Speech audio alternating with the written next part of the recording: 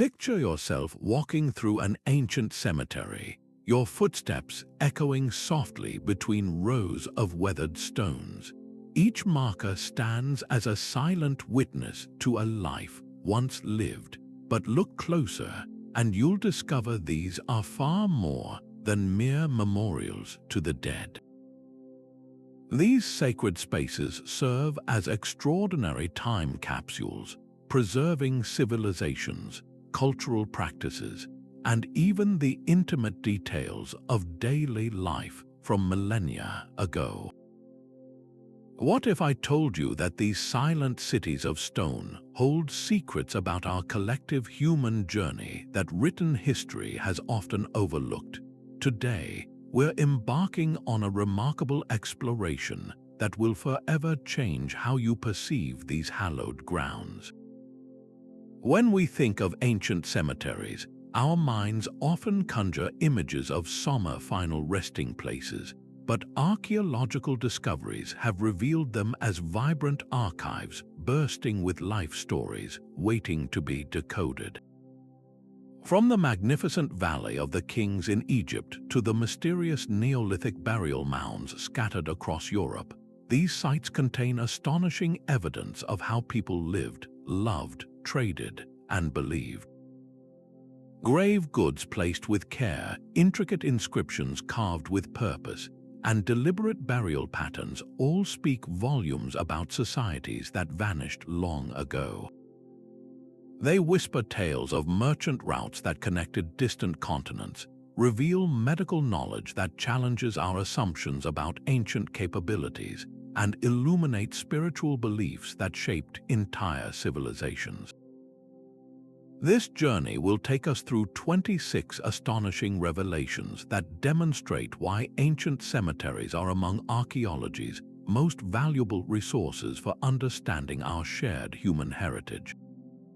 We'll examine how a child's toy buried thousands of years ago can reveal family structures, how the orientation of a tomb demonstrates sophisticated astronomical knowledge, and how the presence of foreign materials in graves rewrites our understanding of ancient globalization. These silent stone cities are not about death, they're about life in all its complexity, preserved with incredible detail across centuries. So join me as we unlock these time capsules together, discovering how the past continues to speak to us through the most unexpected of messengers, the sacred spaces where ancient civilizations chose to remember their departed. Think of ancient cemeteries not as places of silence, but as libraries made of stone and soil, where every grave is a book waiting to be read. These sites preserve a three-dimensional record of human existence that written documents simply cannot capture. While official histories were often commissioned by kings and conquerors to celebrate their victories, burials tell the stories of ordinary people, the artisan, the farmer, the child whose lives would otherwise be lost to time. A single ceramic bowl placed as an offering can reveal dietary habits, a broken comb speaks to personal grooming, and the careful positioning of a body hints at spiritual beliefs about the journey to the afterlife. These are the intimate details of daily life, frozen in a moment of profound cultural expression. Archaeologists have come to understand that the very layout of a cemetery is a language in itself. The direction a body faces might align with celestial events, suggesting ancient communities possessed sophisticated astronomical knowledge. In some Neolithic sites across Europe, graves are oriented to capture the first light of the solstice sunrise, connecting the cycles of life and death to the movements of the cosmos. The proximity of certain burials to others can map out family relationships or social hierarchies, creating a physical diagram of a community's structure etched directly into the landscape. Even the soil itself becomes an archive, preserving pollen samples that tell us what flowers were used in funeral rites and what crops sustained the living. What makes these burial archives so extraordinary is their emotional resonance. A tiny pair of leather shoes placed in a child's grave in Roman Britain isn't just an artifact.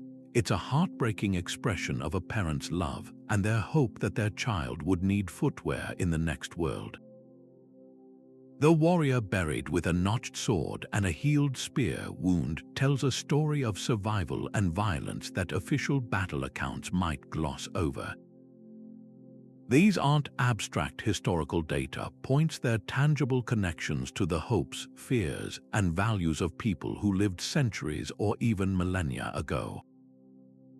Each object, each deliberate placement, was a message intended to endure, a final statement about what mattered most in that culture, in that moment. This multidimensional preservation creates a more democratic historical record.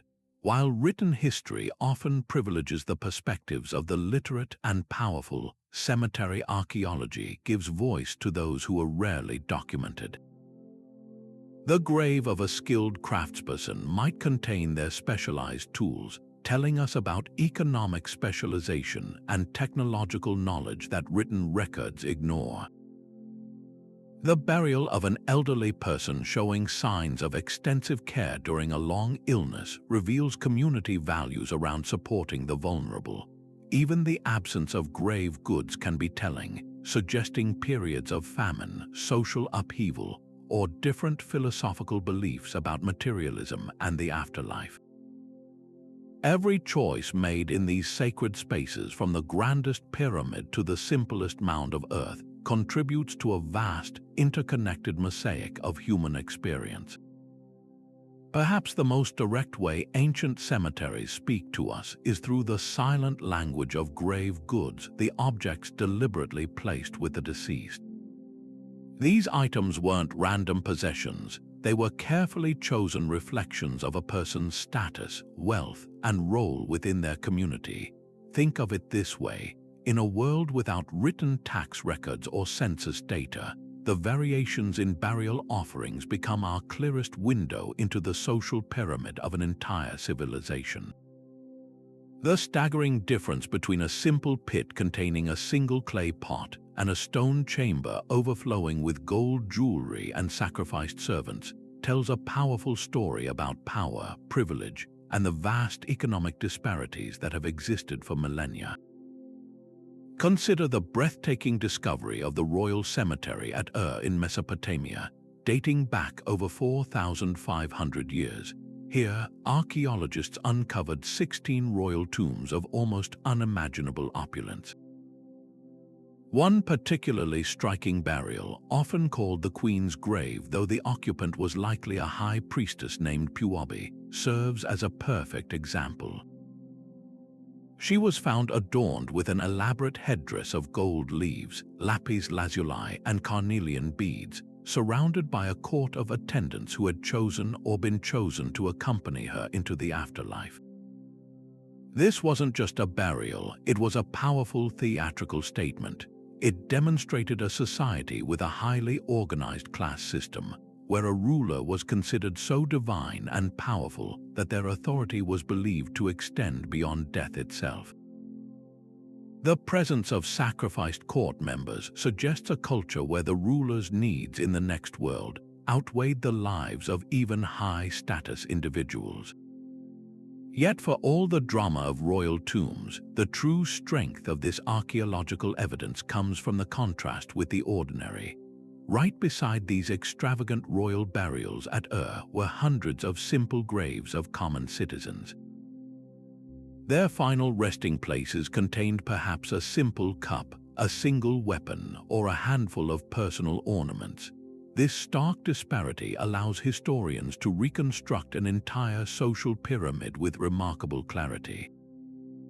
We can see not just the glittering apex but the broad, humble base that supported it. The variations within these common graves are equally telling. A grave with a well-made bronze dagger and a ceramic set suggests a prosperous farmer or artisan, while a burial with nothing but a worn-out tool might represent the lowest rung of the laboring class.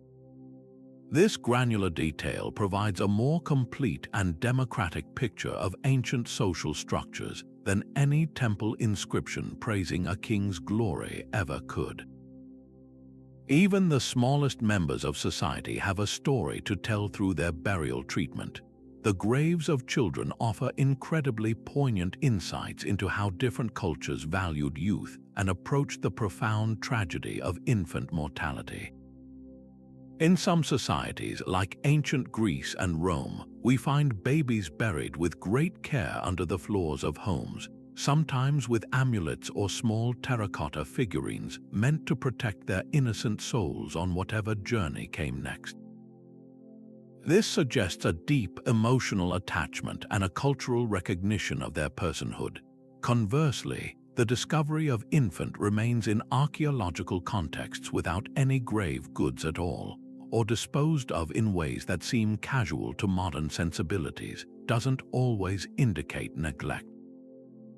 It might instead reflect different spiritual beliefs about the soul or a heartbreakingly high rate of infant death that necessitated practical, if seemingly cold, responses from grieving communities.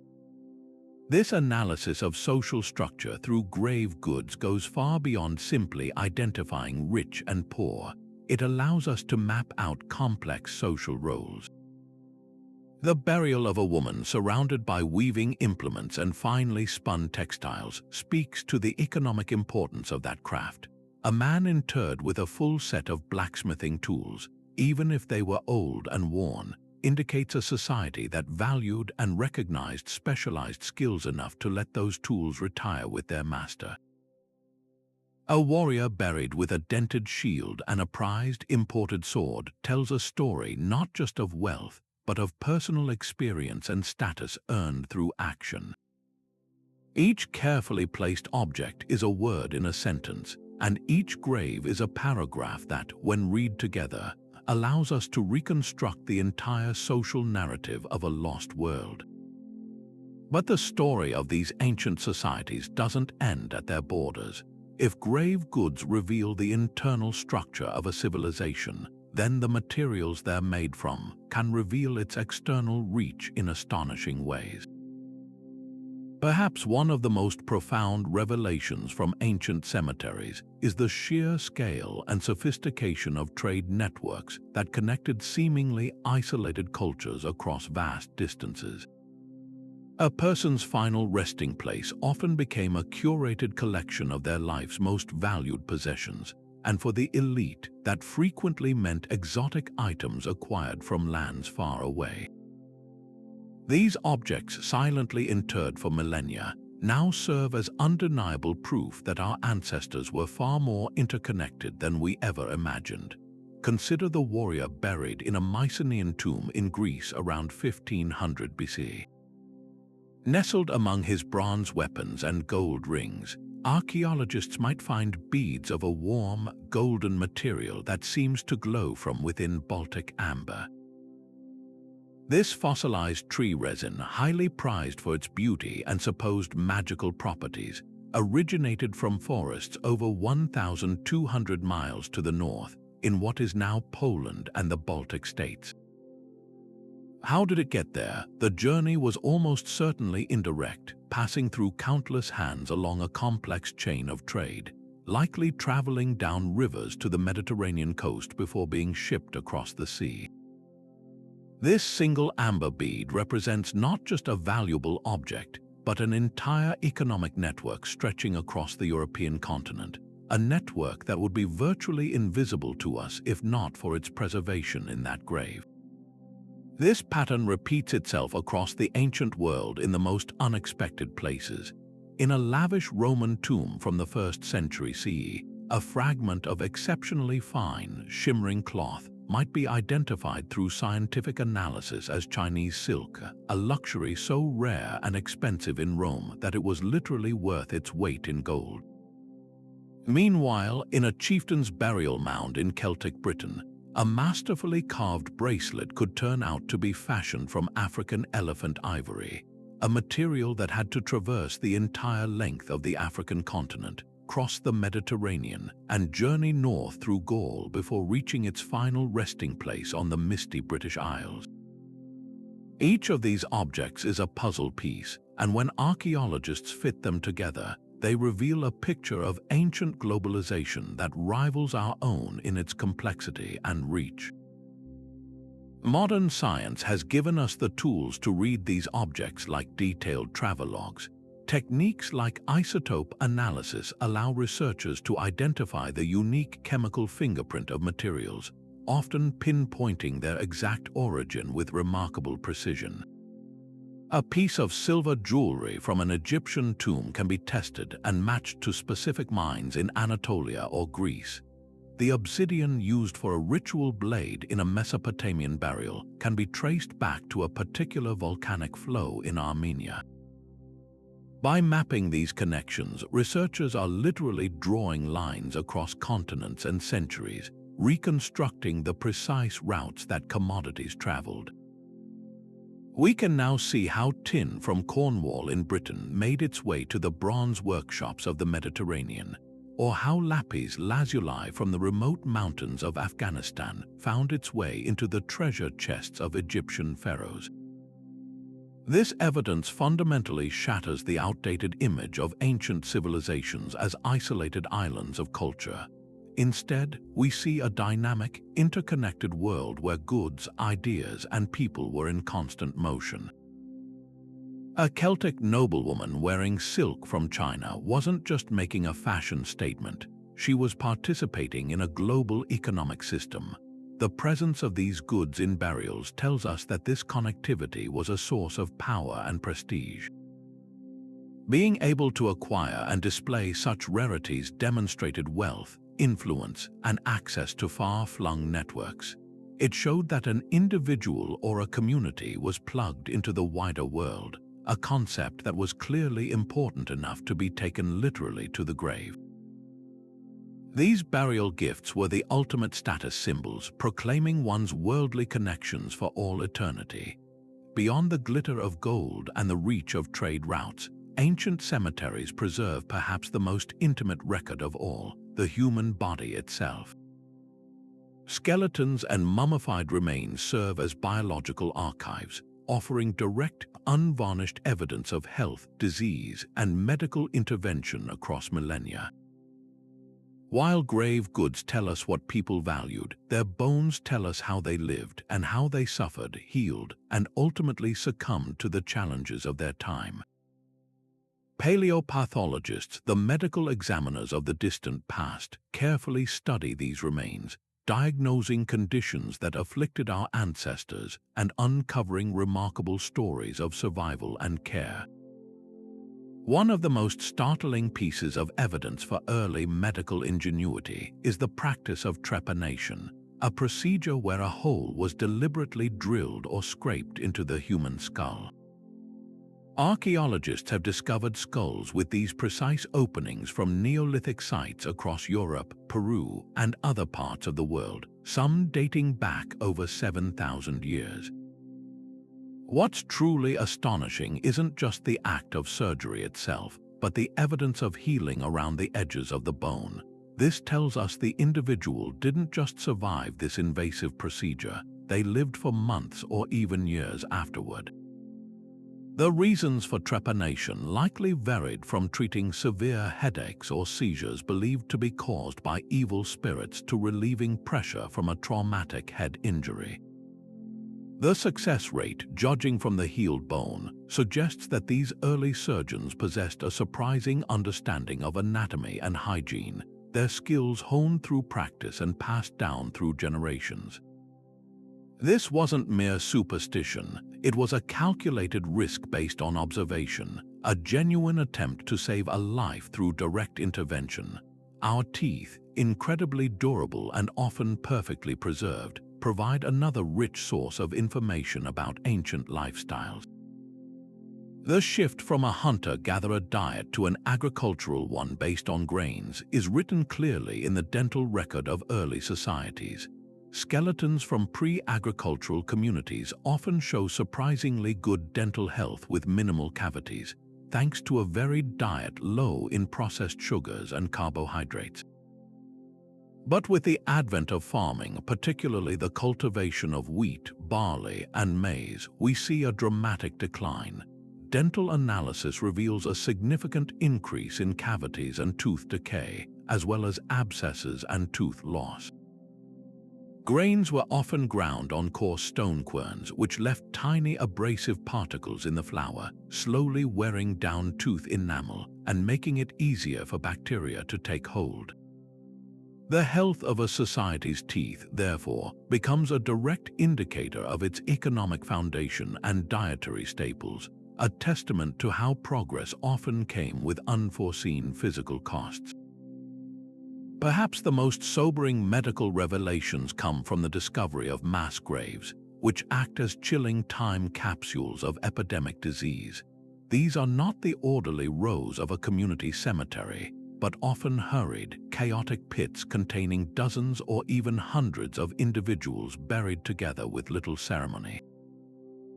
The arrangement of the bodies, the demographic profile often showing a cross-section of the entire population, and evidence from the bones themselves can pinpoint specific historical outbreaks. For instance, mass graves from the 6th century linked to the Justinian plague provide tangible evidence for the speed and virulence of this early pandemic, which some historians believe killed half the population of Constantinople. By studying the DNA of pathogens recovered from the teeth of victims, scientists can sometimes identify the exact strain of bacteria, such as Yersinia pestis for the plague, and track its evolution and spread across continents. These graves are silent witnesses to catastrophic events that reshaped empires, decimated populations, and altered the course of history, offering crucial data for understanding how diseases interact with human societies on a grand scale.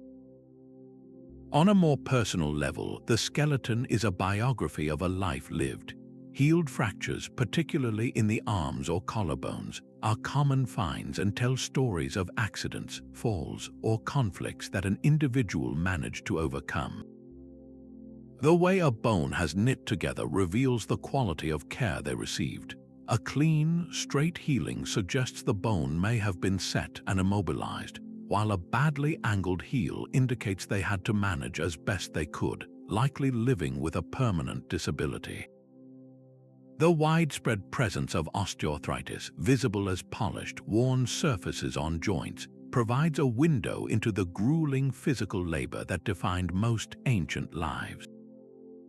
We see it in the spines of farmers who spent a lifetime bent over fields, in the knees of builders who hauled massive stones, and in the shoulders of potters who spent hours at the wheel. This wear and tear is a universal language of physical stress, a direct connection to the daily toil that built the ancient world, one aching joint at a time. Beyond the physical evidence of health and trade, ancient cemeteries offer us something even more profound, a direct line into the spiritual imagination of our ancestors. The manner in which a culture treats its dead is perhaps the most honest reflection of its beliefs about the cosmos, the soul, and what may, or may not, lie beyond the final breath. Every ritual, every offering, every careful placement of the body is a tangible expression of faith, a physical prayer crafted from the deepest hopes and fears about the ultimate journey. These sacred practices, preserved in the protective silence of the grave, allow us to reconstruct entire spiritual worlds that left few other traces. Consider the ancient Egyptians, whose entire civilization was, in a sense, a grand preparation for death and rebirth. Their tombs were not merely resting places but powerful machines designed to propel the soul through the perils of the afterlife. The pyramids, the most famous examples, were packed with everything a pharaoh might need for the trip: food, clothing, furniture, and even miniature servant figurines called shabtis, who would magically come to life to perform any labor required in the field of reeds. The walls were covered with intricate spells from the Book of the Dead, a detailed guidebook to navigating the underworld, complete with passwords for gates and charms to protect against demons. This wasn't a vague hope for an afterlife. It was a meticulously planned expedition to a well-documented destination, requiring specific provisions and divine knowledge to ensure success.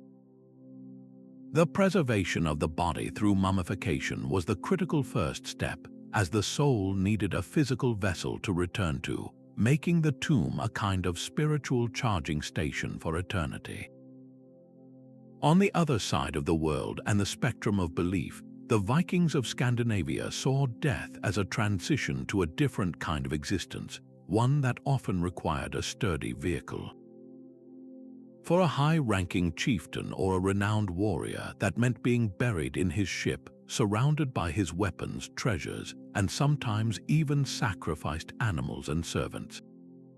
This practice was rooted in the belief that the deceased would need to sail to Valhalla, the great hall of the god Odin, or to Folkvanga, the realm of the goddess Freyja. The ship was a practical necessity for this cosmic voyage, but it was also a powerful symbol of status and identity. A warrior was buried with his sword so he could fight in the endless battles that preceded the great final conflict of Ragnarok. A woman might be buried with her keys, symbolizing her authority as the mistress of a household, an authority she was expected to carry into the next world. The Viking afterlife was not a place of passive peace but one of continued activity and purpose, and their graves were stocked accordingly for the adventures to come. Long before the pharaohs or the Vikings, much earlier cultures were expressing their spiritual beliefs through the simplest yet most universal of celestial markers, the sun. Across Neolithic Europe, from Newgrange in Ireland to massive passage graves in Portugal and Brittany, we find tombs precisely aligned with solar events. The most common orientation is toward the horizon point where the sun rises on the winter solstice, the shortest day of the year. This was no accident. For agricultural societies utterly dependent on the cycle of the seasons, the gradual weakening and subsequent rebirth of the sun was a matter of life and death. By burying their dead in a chamber that would be spectacularly illuminated by the year's first rebirth of the sun, they were creating a powerful metaphor. The sunlight piercing the darkness of the tomb symbolized the triumph of life over death, light over darkness, and the promise of renewal. It connected the fate of the individual's soul directly to the eternal, reliable cycles of the cosmos, suggesting a belief in rebirth or regeneration that was as natural and inevitable as the rising sun. Even the types of objects chosen as grave goods speak volumes about what a culture valued in both this life and the next. The inclusion of practical, everyday items, a pot for cooking, a comb for grooming, a tool for crafting, suggests a belief in an afterlife that closely resembled the world of the living, where one would need to eat, maintain one's appearance, and work. This is a profoundly comforting idea, a vision of eternity as a familiar continuation of daily routine. In stark contrast, other burials contain objects that are purely symbolic and of no practical use. Gold foil pressed over the lips and eyes, carved stone balls whose purpose is unknown, or delicate ornaments made specifically for burial. These items hint at a more abstract spiritual concept, where the soul needed special tokens, passwords, or symbolic protection to navigate a non-corporeal realm invisible to the living. They represent a belief system focused on spiritual transformation rather than physical continuation. Ultimately, these burial practices provide our clearest window into humanity's most enduring questions. How did our ancestors explain the mystery of consciousness fading from the body? What did they believe happened to the essence of a person after their heart beat for the last time? The answers, carved into stone and buried in the earth, show a breathtaking diversity of thought. Some cultures, like the ancient Greeks, placed a coin in the mouth of the dead to pay the ferryman Charon for passage across the river Styx, a transactional view of the afterlife. Others practiced exposure of the dead, allowing birds to carry the flesh away to the heavens, believing the soul was released through this process. Each method, from the most elaborate to the most simple, was a deeply held answer to the universal human fear of oblivion. By studying these choices, we don't just learn about death rituals, we learn about the ultimate concerns of life itself, the hope for something more, the fear of nothingness, and the powerful, enduring human desire to believe that our story does not simply end with our final heartbeat. While we often look to grand temples and palaces for evidence of ancient artistry, some of the most breathtaking examples of human creativity have emerged from the quiet darkness of tombs.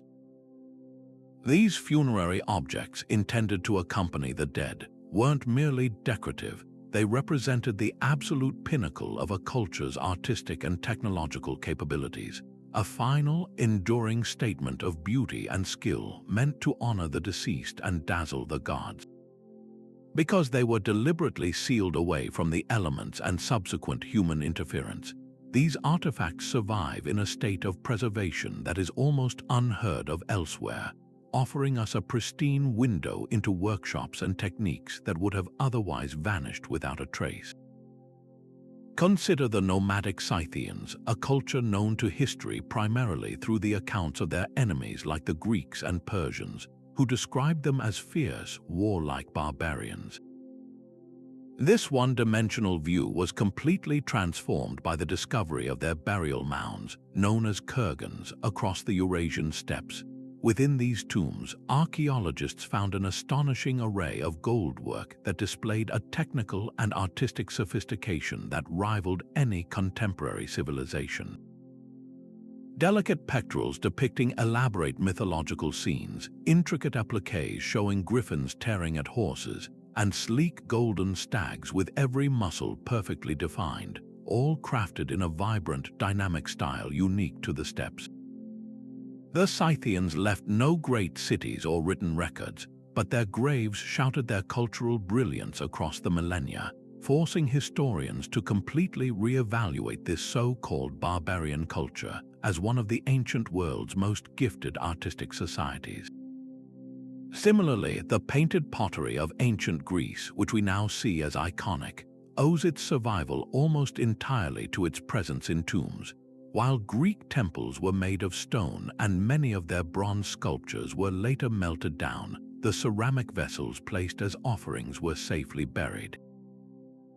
These vases are more than just pots. They are illustrated manuscripts of Greek mythology, daily life, and religious practice. The black figure and later red figure techniques represented a complex chemical innovation, a precise understanding of how to manipulate the minerals in clay and the oxygen levels in a kiln to create contrasting colors.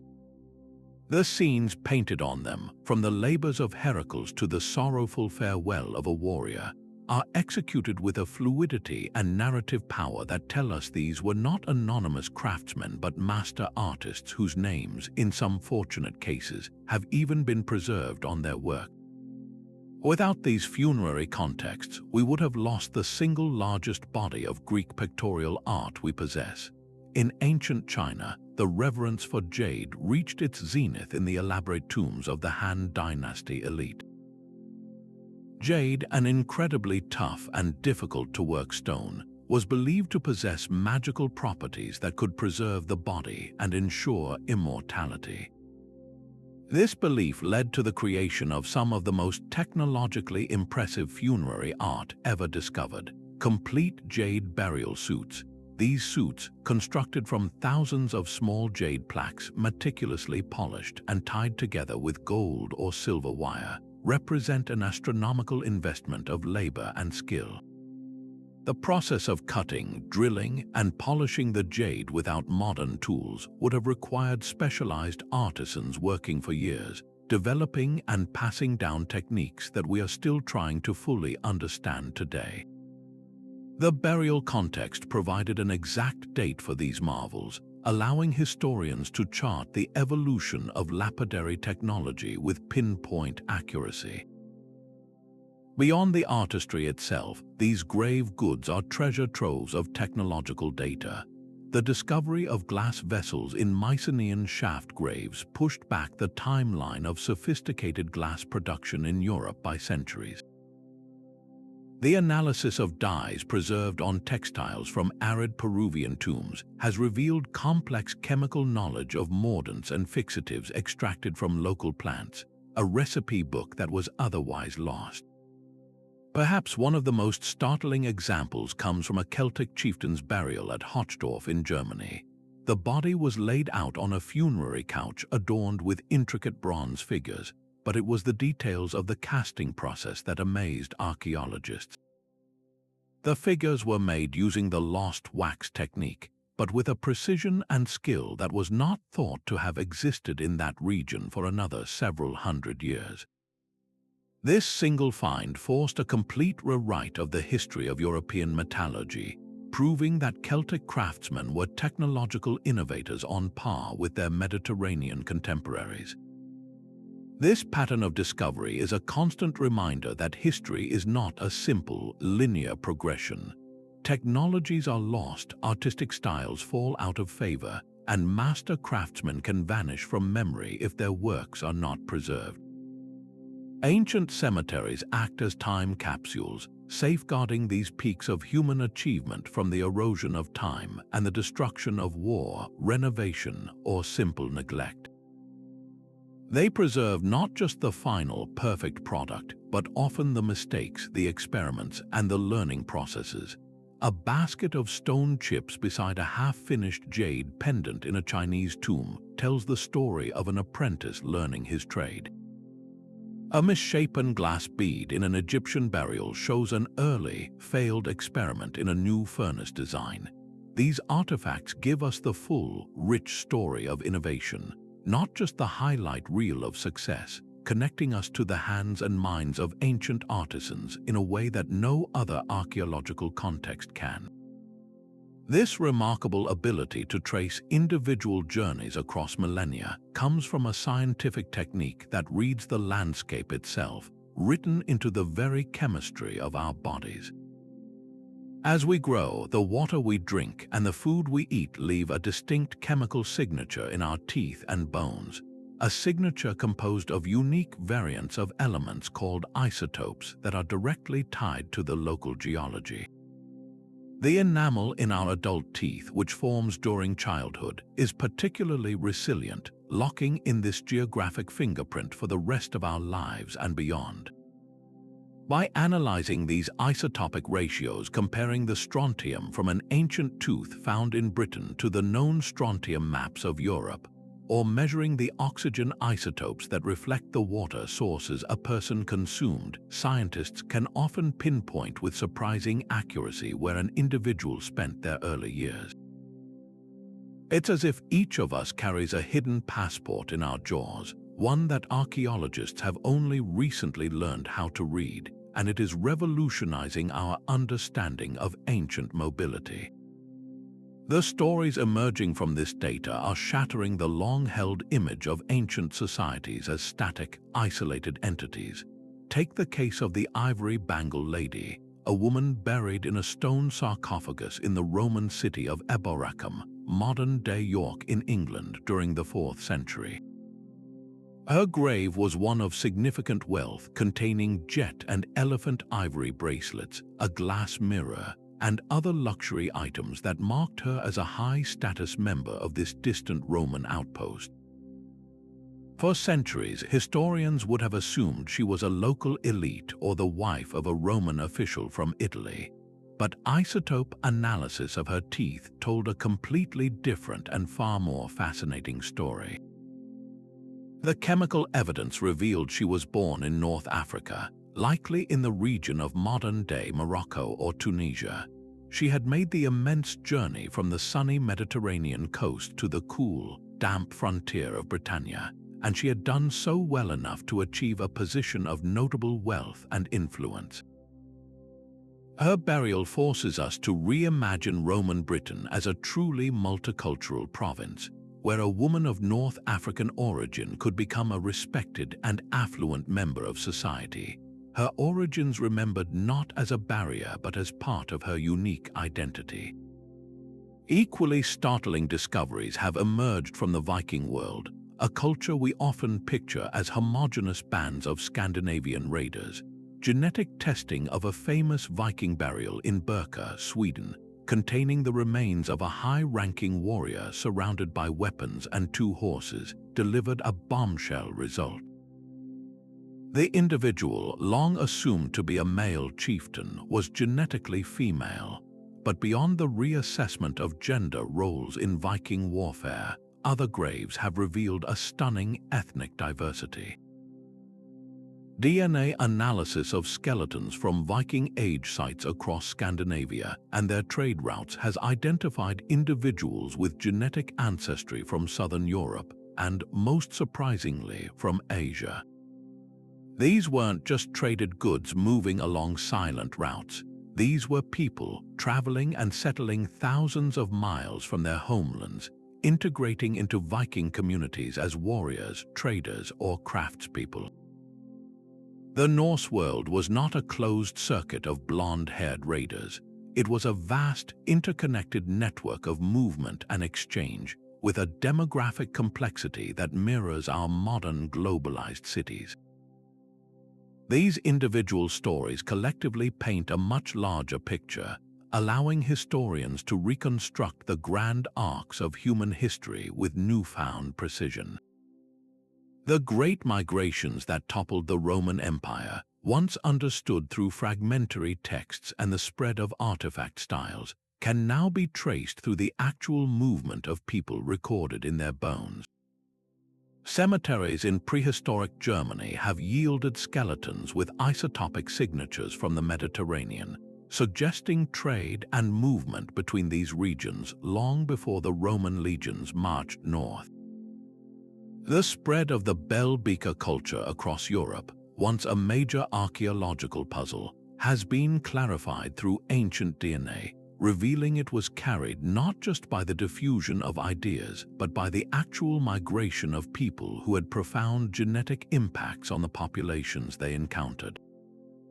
Perhaps most powerfully, this science gives a voice and a history to those who are often erased from the record, the victims of forced displacement and slavery.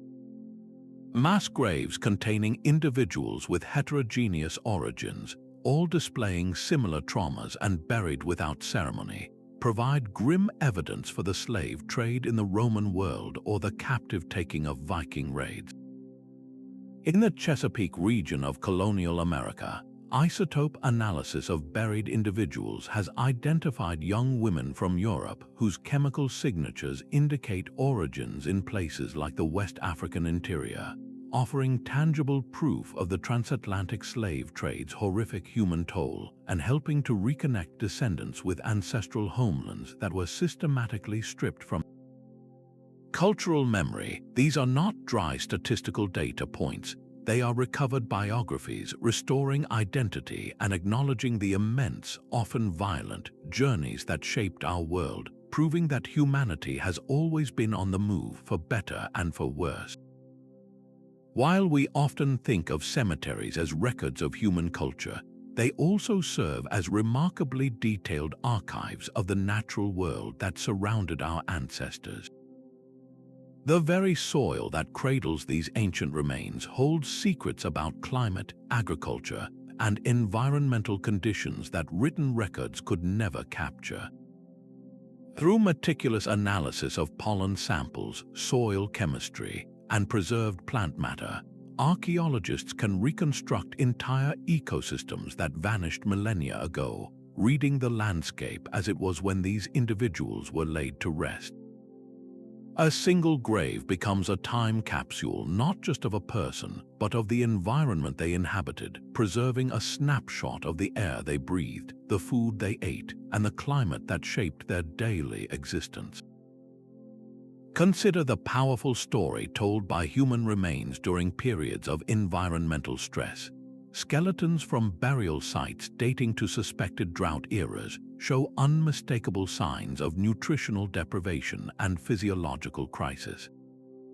Paleopathologists can identify lines of arrested growth in tooth enamel and bones, known as Harris lines and dental hypoplasia respectively, which form during childhood when the body is starved of essential nutrients. These markers are like tree rings recording a bad season, telling us that an entire generation experienced famine or severe malnutrition. In the American Southwest, for instance, burials from the 13th century show a dramatic increase in these stress indicators, coinciding with tree ring evidence of a prolonged megadrought that likely contributed to the dispersal of ancestral Puebloan communities from places like Mesa Verde. The graves tell a human story behind the climate data, not just that it was dry, but that people suffered, their bodies bearing permanent witness to the hardship. Conversely, graves from periods of environmental abundance present a completely different picture. Tombs from the Egyptian Old Kingdom, a time of reliable Nile flooding and agricultural surplus, contain elaborate food offerings that read like a menu from a prosperous civilization. Baskets of barley and emmer wheat, cuts of beef and Nile perch, jars of beer and wine, and even elaborate cakes made with honey and dates. The quantity and variety speak to a society operating with a comfortable surplus, where food was plentiful enough to be taken out of circulation and dedicated to the dead. This isn't just a symbolic gesture, it's a direct reflection of the agricultural bounty made possible by favorable climate conditions. The difference between a grave with a single, meager pottery vessel and one overflowing with diverse provisions is often the difference between a society under climate stress and one thriving in harmony with its environment. Some of the most spectacular environmental snapshots come from unique burial conditions that defy the normal process of decay. Waterlogged cemeteries, particularly the peat bogs of northern Europe, are archaeological treasures that preserve organic materials for thousands of years with astonishing fidelity. The acidic, low-oxygen environment of a bog acts as a natural tanning agent, safeguarding not just human bodies but their clothing, wooden coffins, and even the last meal in their stomachs. The discovery of Tollund Man in Denmark, for example, provided far more than a well-preserved body from the 4th century BCE.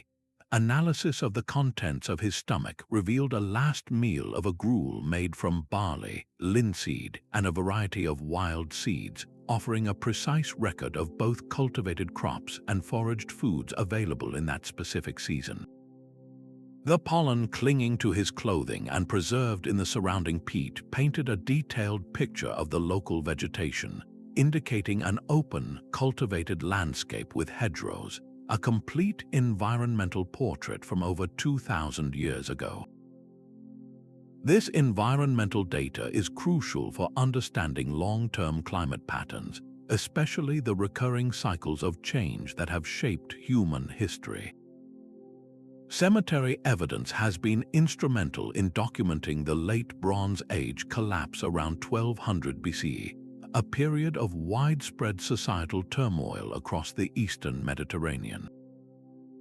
Burials from this era from Greece to Mesopotamia show a sharp decline in health indicators and a simplification of grave goods. When combined with pollen analysis from these sites showing a shift towards drought-resistant plants, a clear picture emerges of a period of extended drought and famine that stressed agricultural systems to the breaking point, contributing to wars, migrations, and the fall of empires. Similarly, the Little Ice Age of the early modern period left its mark in European cemeteries, where skeletal evidence of vitamin D deficiency rickets increases dramatically, suggesting populations experiencing longer, darker winters with less sunlight and poorer nutrition. Perhaps the most valuable insight from this environmental archive is how it reveals human adaptation and resilience in the face of a changing world. We can trace the adoption of new crops through plant remains in graves.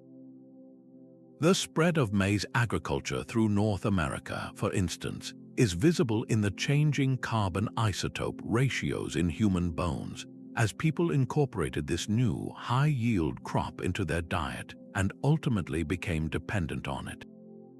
We can see adaptation in the choice of burial materials. During periods of timber shortage, societies might shift from elaborate wooden coffins to simpler stone cists or cloth wrappings. These subtle changes in funerary practice, when read alongside the environmental data, tell a story of continuous negotiation with the natural world, of societies innovating, adapting, and sometimes struggling to survive within the constraints of their ecosystem. The ancient cemetery thus becomes a barometer of environmental pressure and a testament to human ingenuity, showing us not just how climate changed but how people responded. While the objects and remains in ancient cemeteries tell powerful stories, some of the most direct messages from the past come from the words they deliberately left behind. Inscriptions carved into stone, painted on coffins, or simply scratched onto everyday objects provide a priceless record of linguistic evolution, offering a clear window into how languages were actually spoken and written by ordinary people, not just how they were formally documented by scholars and scribes. These funerary texts, intended to last for eternity, have become an accidental archive of human communication, preserving the living, breathing development of language in a way that few other sources can match. Consider the most famous linguistic key ever discovered, the Rosetta Stone. While we now see it displayed in a museum as a standalone artifact, it was originally created as part of a larger decree issued by priests at a temple, a context deeply intertwined with the cult of the deified pharaoh and, by extension, Egyptian funerary practices. Its three scripts, hieroglyphic, Demotic, and Greek, were not chosen at random. They represented the languages of state, religion, and administration, all crucial for communicating with both the gods and the people in matters of eternal significance. Without this stone, which was essentially a monumental public notice connected to the spiritual life of the community, we might still be staring in bafflement at the beautiful but incomprehensible hieroglyphs covering tomb walls and sarcophagi. Its very existence underscores how contexts related to commemoration, the divine, and the afterlife were considered important enough to warrant such meticulous multilingual care, ultimately gifting us the cipher to an entire civilization's written memory.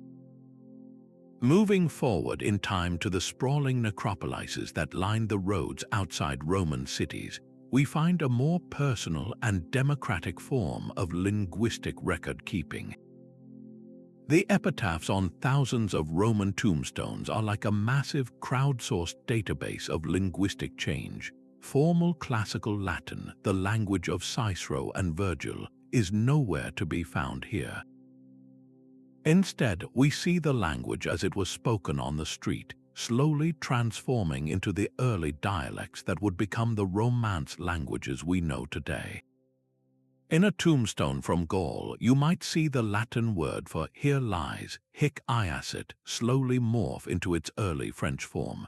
In Hispania, the vowel sounds and word endings begin to shift toward what would eventually become Spanish.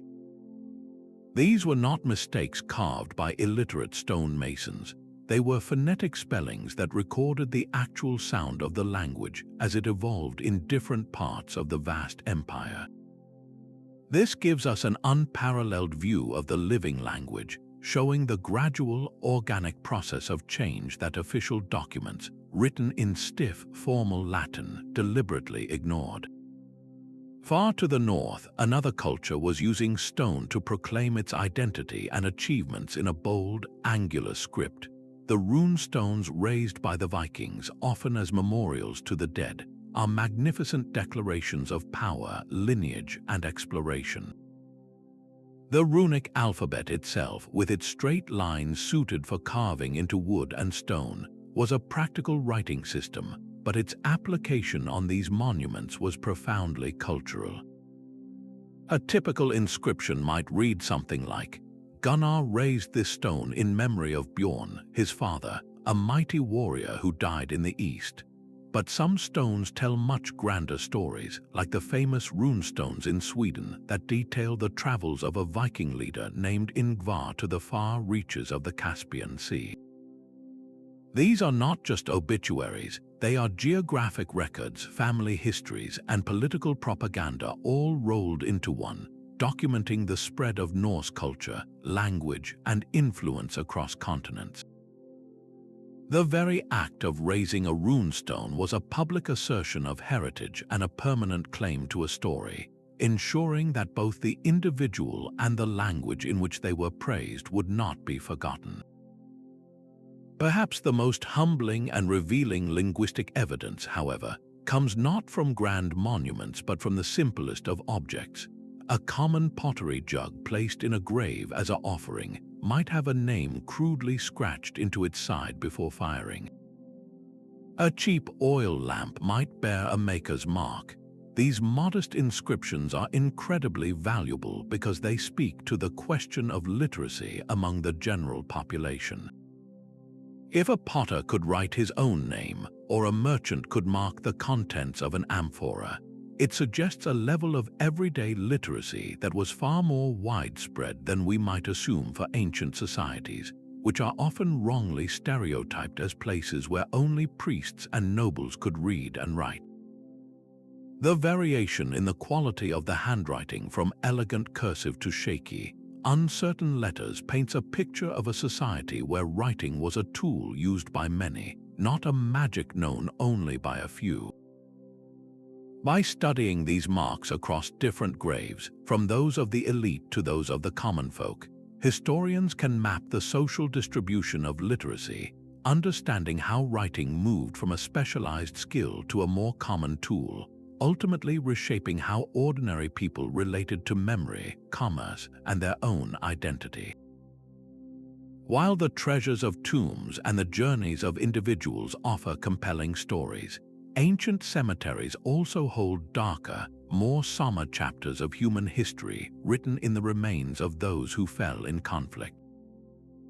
Mass graves from battles and sieges provide a raw, unfiltered archive of ancient warfare, cutting through the heroic poetry and grand chronicles to show the brutal reality of organized violence.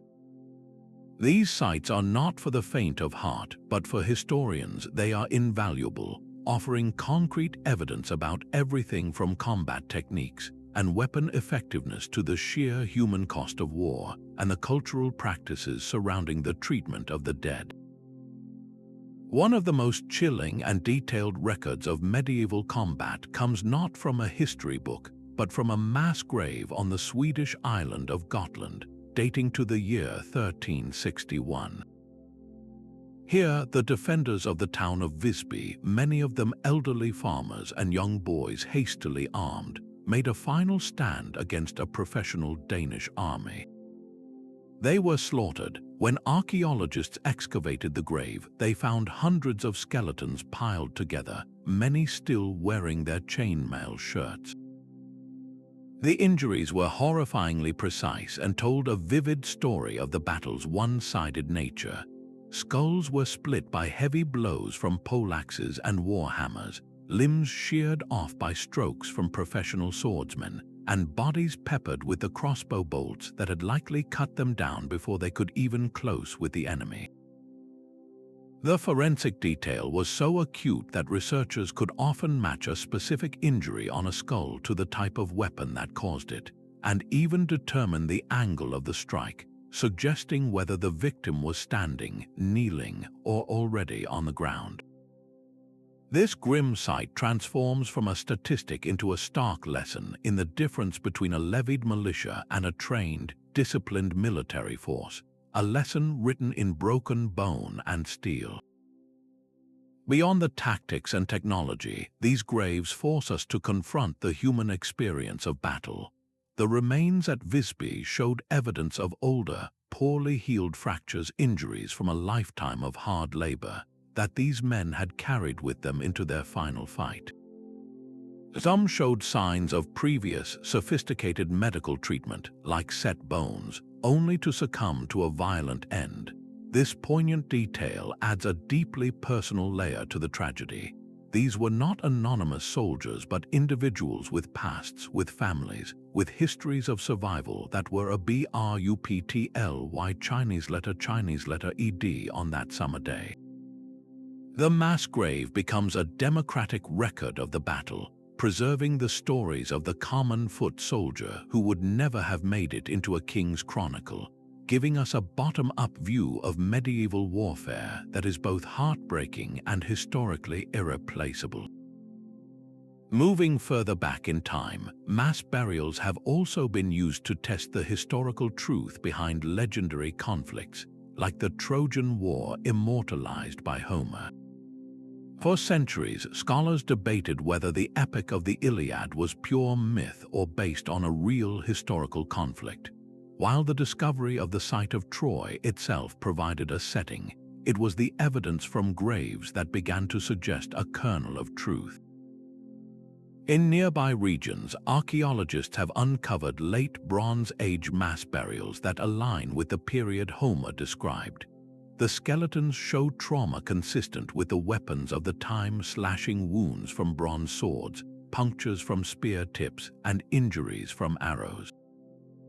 While we may never find a grave labeled Achilles or Hector, these collective burials indicate a period of intense, widespread warfare and societal collapse in the region that matches the epic's backdrop. They suggest that Homer's tale, though embellished by centuries of poetic retelling, was rooted in a very real and violent historical reality, a time when heroes and common soldiers alike fell to bronze and fire. Perhaps one of the most telling aspects of these sites is what they reveal about military medicine and post-battle practices. The presence of a healed but severe battlefield injury is clear evidence that an individual was cared for and survived a previous encounter, indicating that even ancient armies had some system for recovering and treating the wounded. Conversely, the discovery of bodies with unhealed but carefully cleaned and dressed wounds suggests attempts at medical intervention that ultimately failed. Furthermore, the way the dead are treated speaks volumes about cultural attitudes. In some mass graves, bodies are carefully arranged with a degree of respect, suggesting they were buried by their own side after the battle. In others, the corpses are thrown in chaotically, often with missing body parts or showing signs of desecration, indicating they were buried by a victorious enemy who held them in contempt. This treatment provides a silent commentary on the rules of war, concepts of honor, and the respect afforded to a worthy adversary, even in death. Ultimately, these sites serve as a crucial corrective to glorified narratives of warfare. A mass grave is the ultimate expression of war's cost, stripping away the rhetoric of glory and national pride to reveal its essential truth: the violent, messy, and tragic end of human lives. They force us to remember that history's grandest battles, the ones that decided the fate of empires, were ultimately experienced by individuals: a farmer from Gotland, a Bronze Age spearman, a countless number of anonymous souls whose stories are told not in words but in the silent, enduring language of their bones. They are a sobering reminder that the rise and fall of civilizations was often paid for with this most personal of currencies. Moving from the broad strokes of social hierarchy to the intimate details of personal connection, ancient cemeteries offer perhaps their most touching revelations when they allow us to reconstruct the very heart of a community, the family unit.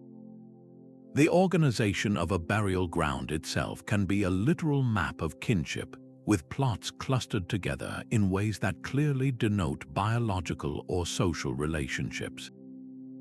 For centuries, archaeologists could only hypothesize about these connections based on the proximity of graves and the similarity of grave goods. But now, with the revolutionary power of genetic analysis, we can read this map with astonishing clarity, transforming educated guesses into confirmed family histories that reach back thousands of years. This scientific lens allows us to see beyond the stone and bone, into the emotional and social bonds that defined ancient lives. A stunning example of this comes from the Liechtenstein cave in Germany, a site that effectively serves as a Bronze Age family crypt sealed for over 3,000 years. When researchers analyzed the remains found within, they weren't just looking at a random collection of individuals. They were able to piece together a detailed, multi-generational family tree. Through mitochondrial DNA passed from mother to child and Y chromosome DNA passed from father to son, they identified a man, his brother, and both of their families, including children and even a granddaughter. This wasn't a mere snapshot of a single moment, but a sprawling portrait of a lineage, showing how this particular clan chose to bury their dead together over decades, maintaining a powerful connection to their ancestors and their shared burial place. The cave became a physical anchor for their family identity, a testament to the deep human need to keep generations connected even in death. Beyond confirming biological ties, this genetic evidence is powerfully revealing the complex and varied ways ancient cultures defined kinship itself. It was once assumed that a family buried together was always a biologically related one. Now, DNA analysis is frequently uncovering surprises that challenge this simple view. In graves across Europe and the Americas, archaeologists have found children buried with great care among adults who are genetically unrelated. This strongly suggests practices of formal adoption or fostering, where emotional and social bonds were considered every bit as important as bloodline. A child without biological parents might still be fully integrated into a family unit, honored in death as one of their own. Similarly, the presence of women who married into a community from far away can be traced through their distinct isotopic signatures, revealing how families were built through alliance and movement, not just birth. The physical placement of bodies within a cemetery provides another layer of understanding about family roles and social organization. The way a society treats its youngest and most vulnerable members in death is incredibly telling. In some Neolithic cultures, infants were buried directly within the foundation of the family home, a poignant practice that suggests they were considered an integral part of the domestic sphere, their spirits meant to protect and remain with the living family. In contrast, other cultures reserved a specific, often peripheral, section of the communal cemetery for children, indicating a different view of their place in the social order. The graves of adolescents might include objects that symbolize their impending adulthood, like miniature tools or weapons, showing a cultural recognition of their transitional status and the roles they were being prepared to fill. All of this evidence coalesces to help anthropologists answer fundamental questions about how ancient societies were structured at their core. Did leadership and property pass strictly from father to son, or was matrilineal descent more important? The genetic links between chiefly burials can trace lines of inheritance and power. Did a community practice strict exogamy, meaning partners had to be found from outside the group? Strontium isotope analysis of dental enamel can identify individuals who grew up in a different geological region, revealing the movement of marriage partners. The very continuity of a cemetery's use, with generation after generation laying their dead in the same sacred ground, speaks to a powerful sense of place and lineage, a desire to be connected to the land and to the ancestors who worked it before them. Each grave, each cluster, each genetic marker adds another piece to the puzzle, allowing us to slowly reassemble the rich tapestry of ancient family life, with all its complexity, its love, and its enduring connections. While we've seen how skeletons reveal health and social status, they also hold clues to one of the most universal human experiences, the daily meal. The story of what our ancestors actually ate, not what was recorded in royal feasting manuals, is often written in the most unexpected places: the hardened plaque on their teeth, the final contents of their stomachs, and the residues left on the pots and bowls buried with them. This evidence provides a direct, unvarnished menu of the past, cutting through the idealized accounts of history to show us the true flavors of ancient life, from the humblest gruel to the most exotic spices traded across continents. One of the most revealing archives is dental calculus, the hardened plaque that our dentists scrape away today, which was left to accumulate on ancient teeth for a lifetime. This seemingly unpleasant substance acts as a microscopic time capsule, trapping tiny particles of everything that passed through a person's mouth. Paleobotanists can analyze this calculus and identify phytoliths, minute, durable silica structures from plants, and starch grains from specific types of tubers and grains. They can even find evidence of inhaled smoke from cooking fires or particles from tool making. For instance, analysis of Neanderthal dental calculus from sites like Shanidar Cave has revealed a surprisingly complex diet that included cooked grains like barley, along with dates and legumes, completely overturning the old image of them as simple, meat-only carnivores. The plaque on a single tooth can tell us not just what someone ate for their last meal, but the composition of their diet over years, revealing seasonal changes, culinary preferences, and even exposure to specific environments. For an even more immediate snapshot, there are the incredibly rare but invaluable cases where stomach contents have been preserved. The most famous example is the Iron Age Toland man found in a Danish bog. Upon analysis, his last meal was found to be a porridge made from over 40 different types of seeds and grains, mostly barley and flax, but also including a number of wild seeds that must have been painstakingly gathered. This wasn't a simple meal. It was a sophisticated, nutritious dish that speaks to a deep knowledge of the local environment and its edible resources. It also suggests a time of year, early spring, when stored supplies were running low but new plants were not yet available, painting a vivid picture of the challenges and ingenuity of daily life.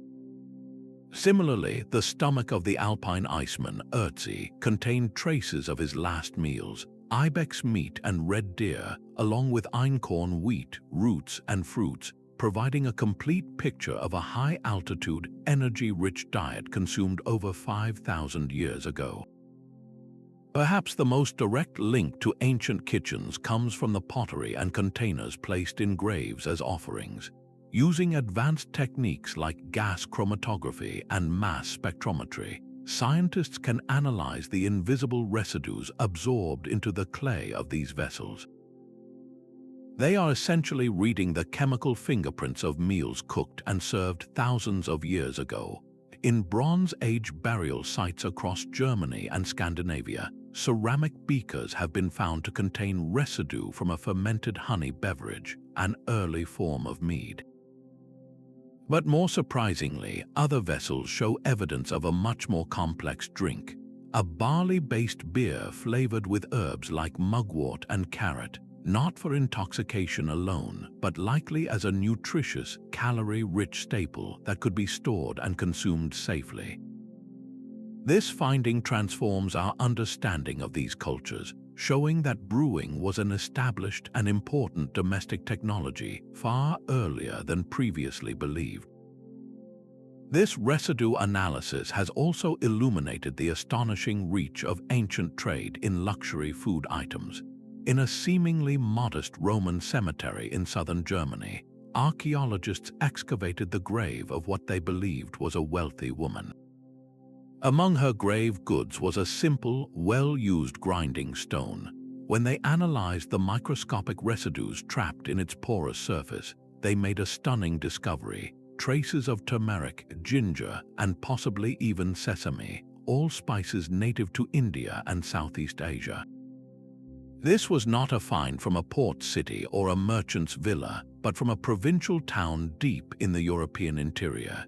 It proved that the demand for exotic flavors, the spice trade that would later define the age of exploration, was already alive and well in the Roman era, reaching even the middle classes in far-flung provinces. A humble kitchen tool placed in a grave as a personal possession became proof of a culinary globalization that stretched thousands of miles. These tangible findings frequently contradict the written historical record, which was overwhelmingly focused on the diets of the elite. Roman texts describe lavish banquets featuring dormice dipped in honey and rolled in poppy seeds, or entire boars stuffed with live thrushes. For centuries, historians took these accounts as representative of Roman cuisine. But the evidence from graves tells a different, more democratic story.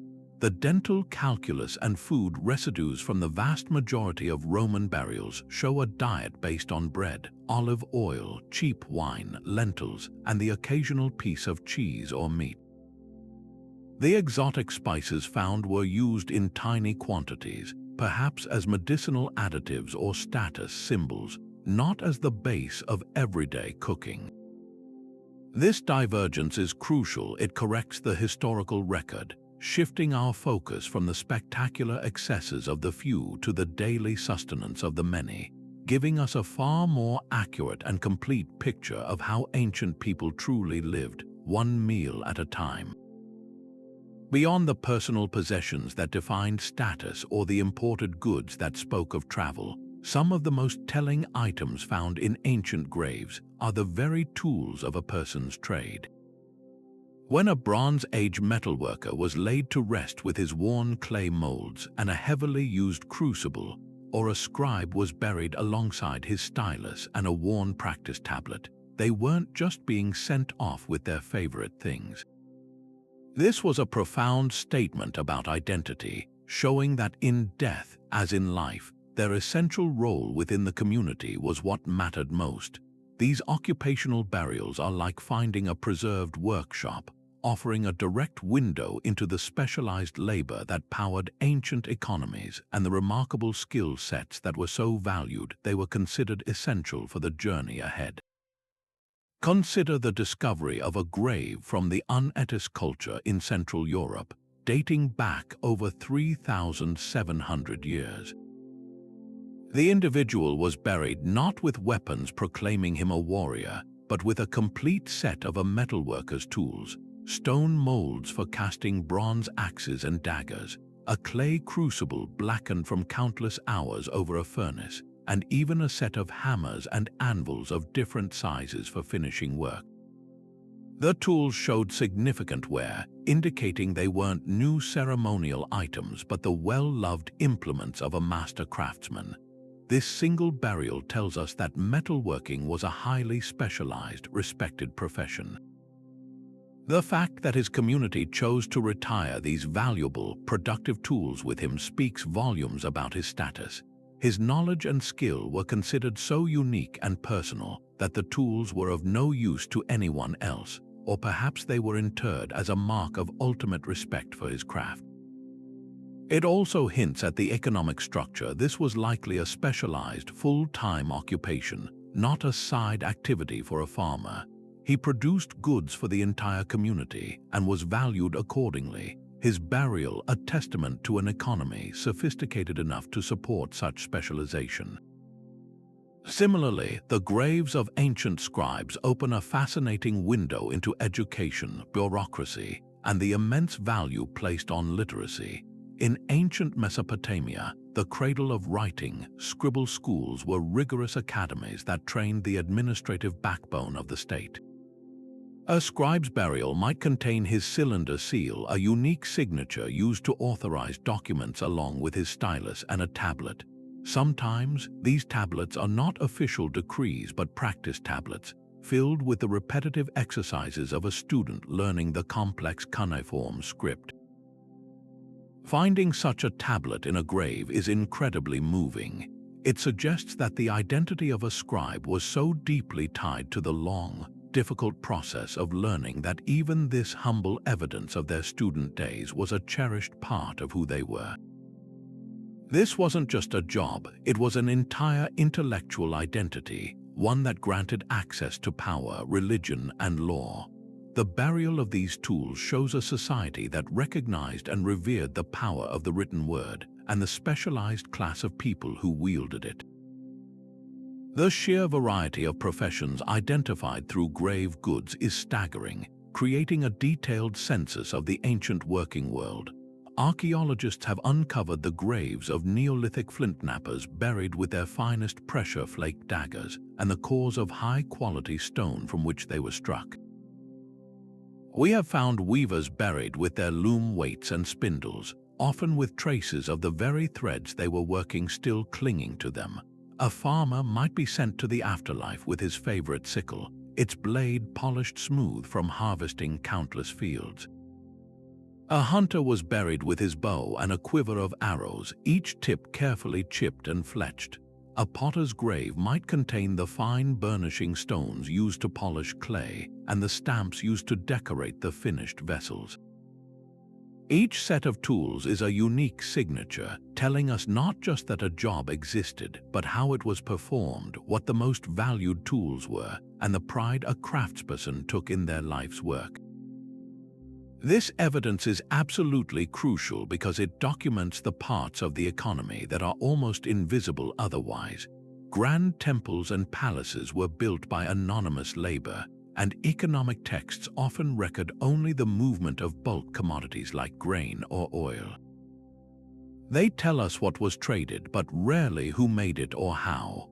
The occupational burial fills in this blank. It shows us the individual artisan, the master craftsperson, the skilled specialist who turned raw materials into the objects of daily life and high status. It reveals the existence of a sophisticated economic ecosystem with knowledge transfer, likely through apprenticeships, as masters were buried with the tools they would have used to teach. The quality of the tools themselves can indicate access to rare materials and trade networks. A bronze chisel in one region, a rare volcanic glass drill bit in another.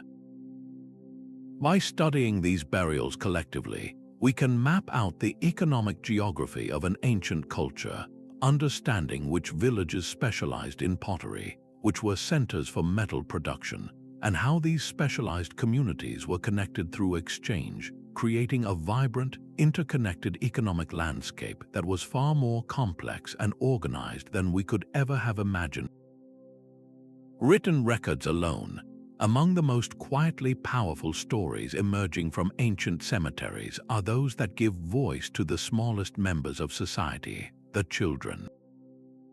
For centuries, the historical narrative was overwhelmingly dominated by the deeds of adults, particularly men of power and status, rendering childhood a near-invisible chapter in the human story. But the archaeological record, particularly the poignant contents of children's graves, is now correcting this oversight, providing a deeply moving window into how ancient cultures perceived youth, structured education, and navigated the universal joys and heartbreaks of raising the next generation. These burials tell us that while ancient societies were often pragmatic about the harsh realities of high infant mortality, they were also capable of profound emotional attachment and thoughtful preparation for the children who survived. The objects lovingly placed in a child's grave speak volumes about how a culture viewed their place in the world and their journey into the next. In ancient Greece and Rome, it was common to find infants and young children buried with terracotta rattles, carefully carved animal figurines, or even tiny dice. These weren't merely toys, they were tools for development and comfort. A rattle's sound was believed to ward off evil spirits, protecting the vulnerable child in the afterlife, while animal figurines might have been used to teach them about the world in a way we would recognize today. Perhaps most touching are the findings in some Etruscan and Roman graves where young girls were buried with their dollhouses miniature, intricately detailed versions of the homes they would have been expected to manage as adults. These were not just playthings but educational models, teaching them the spatial organization and social order of the Roman domus and their future role as its mistress. This practice suggests that childhood was recognized as a distinct phase of life, one for both play and gradual preparation for adult responsibilities.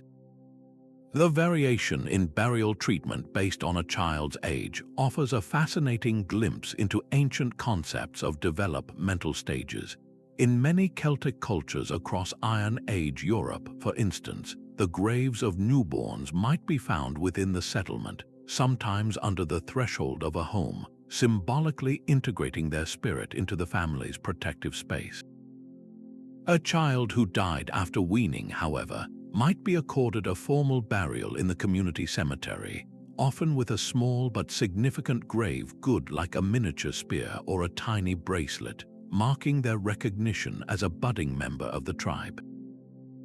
By the time a child reached adolescence, their burial could be nearly indistinguishable from that of an adult, complete with full-size tools or weapons. This graduated treatment reveals a sophisticated understanding of a child's social evolution from a newborn whose personhood was still uncertain to a young adult who had fully mastered the skills necessary to contribute to their community. Perhaps the most heartbreakingly direct evidence comes from the skeletal remains themselves, which tell a story of resilience and hardship that written records completely ignore. The bones and teeth of ancient children are archives of physiological stress.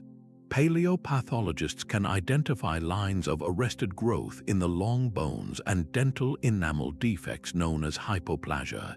These are like rings in a tree trunk marking a bad season, indicating periods of severe malnutrition or illness that the child survived, at least for a time. The widespread evidence of conditions like rickets caused by vitamin D deficiency tells us about hours spent indoors or in smoky, sunless dwellings. Healed fractures on the arms and collarbones of older children are common, suggesting the rough and tumble nature of play and the early assumption of physically demanding chores. In some cases, we find evidence of congenital conditions that required extensive community care, such as a child with a severe cleft palate who must have been fed by hand for years, or a young individual with advanced hydrocephalus who lived much longer than should have been medically possible. These children were not cast aside. Their survival is a powerful testament to ancient compassion and the strength of familial bonds. This evidence is revolutionary because it fundamentally challenges the historical invisibility of children. While ancient texts were written by and for adults, focusing on laws, wars, and the deeds of leaders, the silent testimony of the grave reveals the other half of the population. It shows us that the laughter of children at play has echoed for millennia, that parents have always grieved their losses deeply, and that societies have always held complex ideas about how to nurture and prepare their youngest members.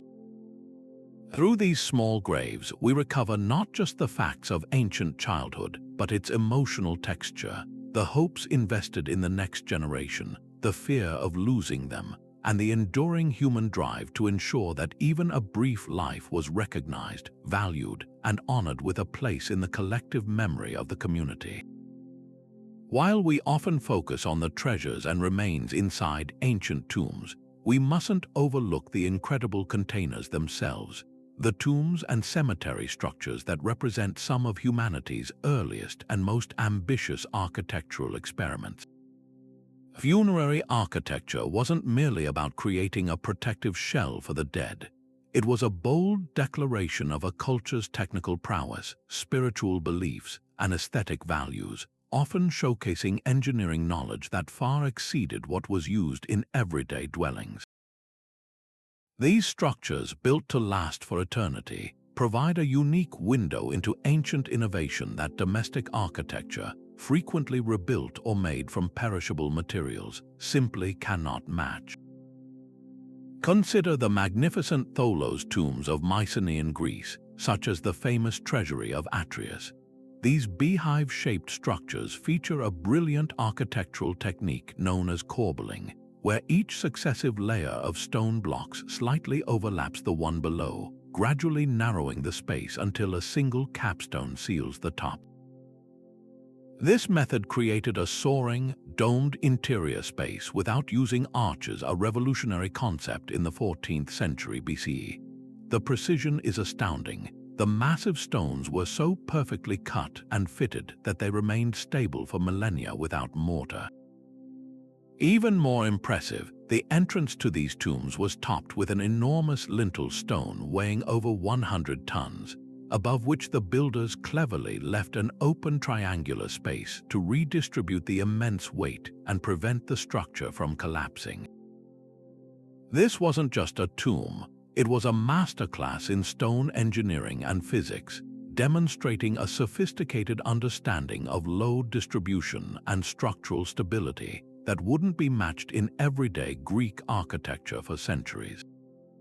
Similarly, the evolution of Egyptian tomb construction tells a vivid story of architectural experimentation and refinement. It began with the simple mastaba, a low, rectangular mud brick structure with a flat roof and sloping sides. But the Egyptians' ambition grew alongside their engineering confidence. The step pyramid of Djoser at Saqqara represents a quantum leap. It's essentially 6 mastabas stacked atop one another, creating the first colossal stone building in history. This experimental phase soon gave way to the true pyramids of Giza, which achieved their flawless geometric perfection through breathtaking precision. The sides are aligned almost perfectly with the 4 cardinal directions, with an error margin of less than 1/15th of a single degree. The limestone blocks were quarried, transported, and fitted together with such accuracy that you often can't slide a piece of paper between them.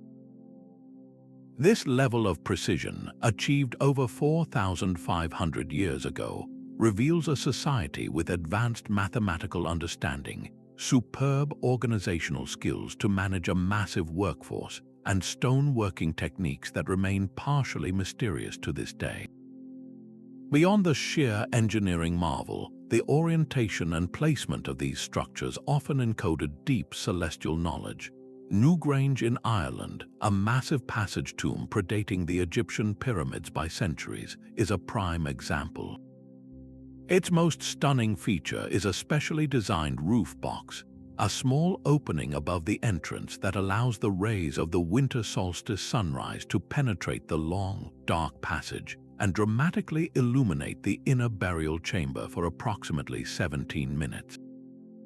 This event wasn't accidental. It required precise astronomical observations and complex geometric calculations to align the entire structure so perfectly.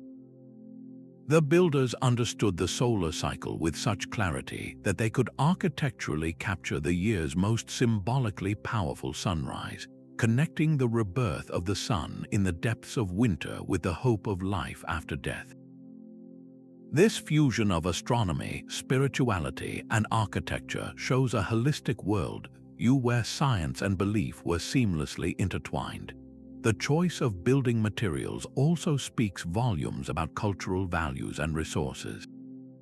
In ancient China, the elaborate tombs of the Han Dynasty elites were constructed using hollow ceramic bricks, a material that seems humble until you understand its purpose.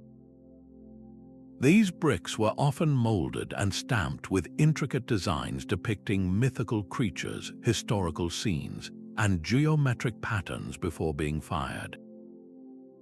They weren't meant to be seen, they were structural elements that formed the walls of subterranean tombs. This practice suggests that the beauty and protective symbolism of the designs were considered important enough to be incorporated into the very fabric of the tomb, even if hidden from view, serving the deceased in the afterlife. Conversely, the use of massive, durable granite for Egyptian sarcophagi or the rare, prized bluestones transported hundreds of miles to Stonehenge for burial-related ceremonies shows a willingness to invest immense effort in procuring materials believed to possess unique spiritual or eternal properties. The evolution of tomb styles across centuries acts as a visual timeline of technological change and shifting cultural priorities. The progression from the collective burial mounds of Neolithic Europe to the individualistic, elaborate mastabas of Egypt, and later to the vertical, sky-reaching Christian churchyard cemeteries of the Middle Ages, reflects profound changes in social organization, religious beliefs, and land use. Each architectural style required its own set of technical skills, from earth-moving and timber construction to precise stone masonry and metallurgy for tools. By studying this evolution, we can trace the diffusion of technologies like the arch, the dome, and concrete construction, often seeing their first experimental or most refined applications in funerary contexts before they became commonplace in the world of the living. These silent stone sentinels stand as a permanent record of humanity's growing confidence in shaping the physical world, a testament to our enduring desire to honor our dead with structures as monumental and enduring as the memories they were meant to preserve.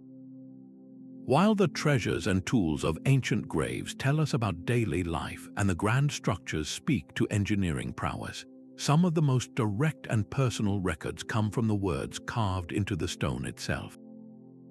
It might seem surprising, but ancient cemeteries are in fact remarkable archives of legal history, preserving the practical application of laws and social contracts in a way that official court records rarely do.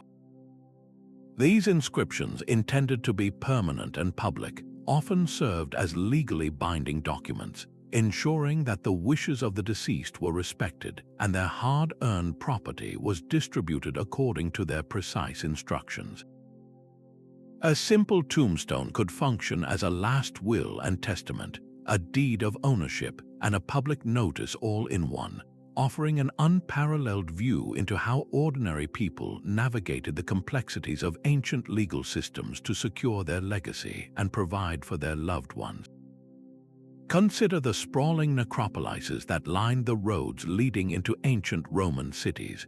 Walking among these tombs, a citizen would have been surrounded by a forest of legal text.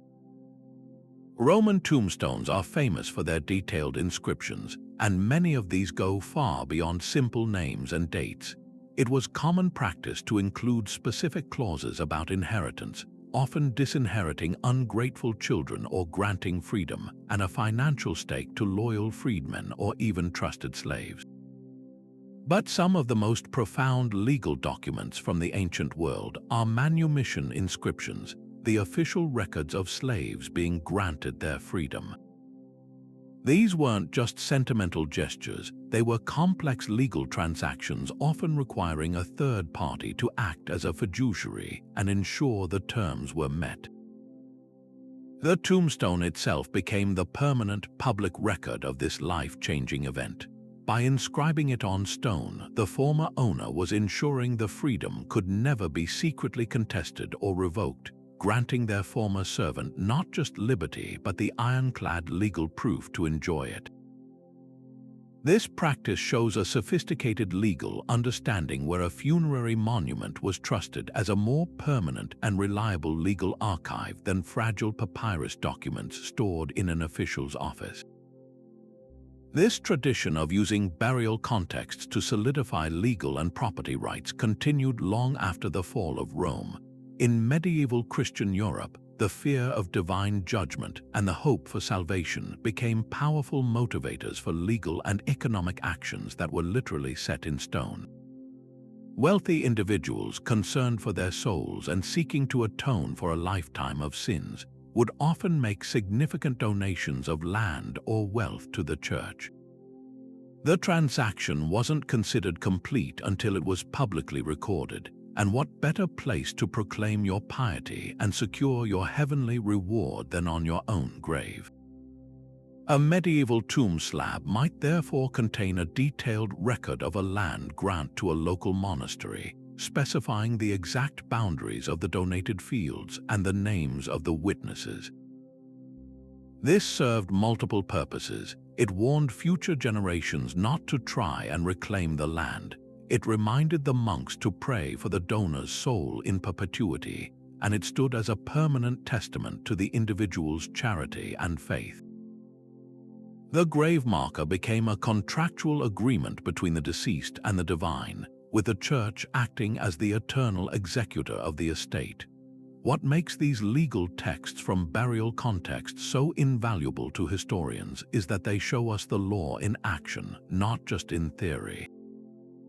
The great legal codes of history, like the 12 Tables of Rome or the Code of Hammurabi, tell us what the law should be, but a tombstone inscription tells us how it was actually used by everyday people. We can see how a Roman widow used her right to choose her own heir, bypassing a distant male relative in favor of the daughter who cared for her in old age.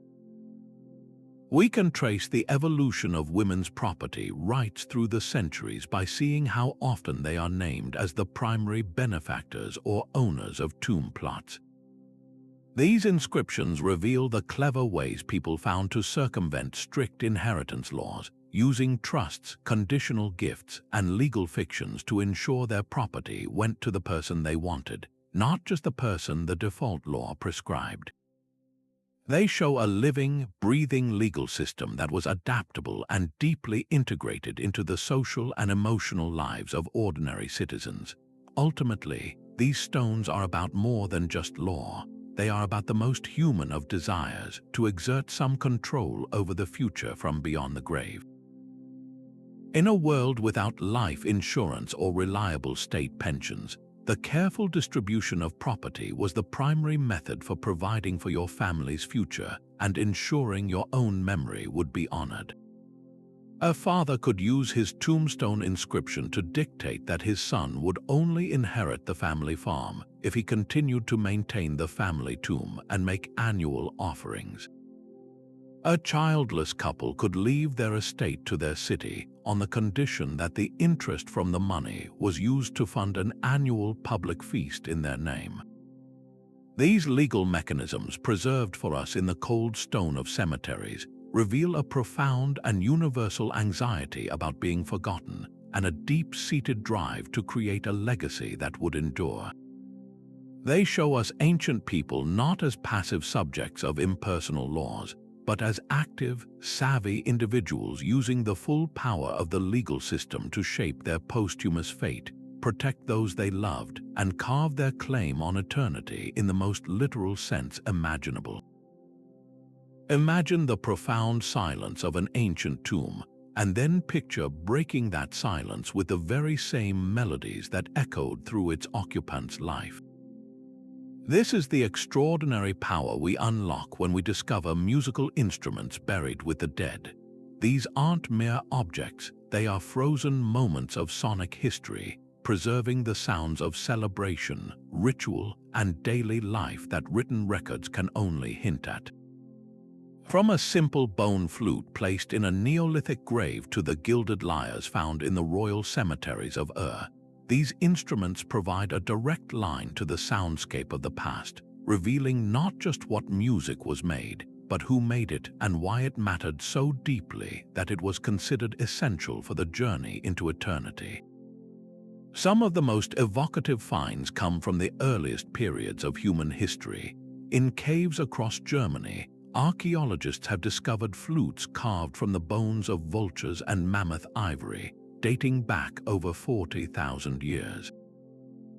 The very existence of these instruments, crafted with precision and clear finger holes, tells us that music was a fundamental part of human expression long before the advent of agriculture or writing. But their placement in graves adds another layer of meaning. A flute buried with an individual suggests that music was a personal skill, perhaps even a defining aspect of their identity. It might indicate a shaman or ritual specialist whose music was believed to bridge the human and spirit worlds, a power so vital it was needed in the afterlife. The choice of material is also significant.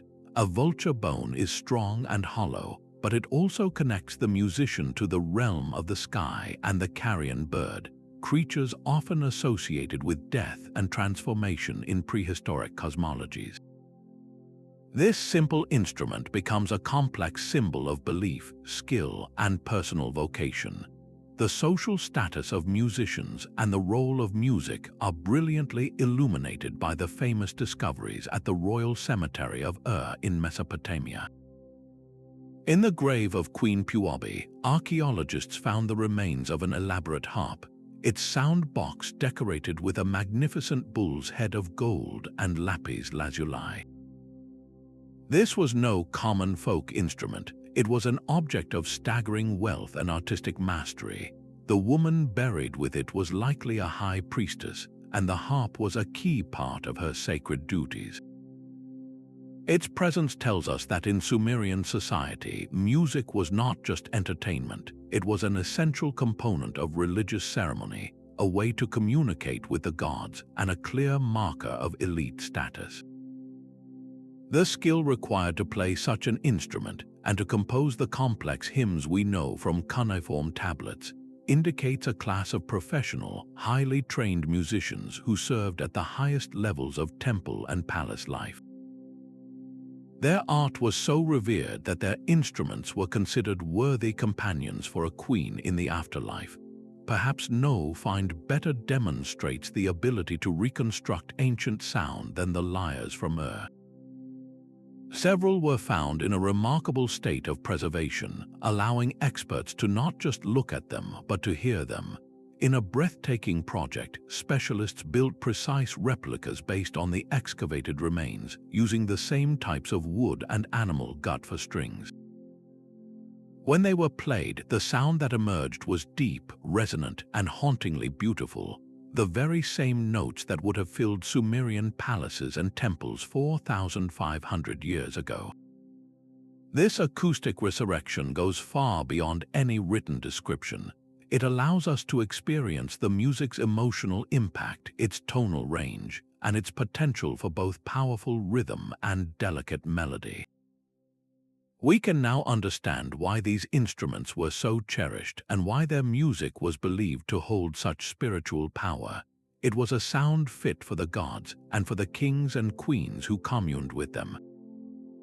Moving across continents and centuries, the burial of instruments continues to tell diverse stories about music's role in society. In Anglo-Saxon England, the grave of a 7th century man at Sutton, who likely a king, contained a ceremonial lyre, its frame made of maple and its tuning pegs of iron. This instrument wasn't just for personal amusement, it was a symbol of power and community. In the great mead halls of the Anglo-Saxons, the scop, or poet-musician, would use the lyre to accompany epic poems recounting the deeds of heroes and ancestors. This performance was a way of binding the community together, reinforcing social values and creating a shared identity. Burying a king with his lyre suggests that this power to unite and inspire through story and song was considered a crucial aspect of his leadership, a necessary tool for maintaining his authority and legacy even in the next world. The music was the soundtrack of power, memory, and cultural survival.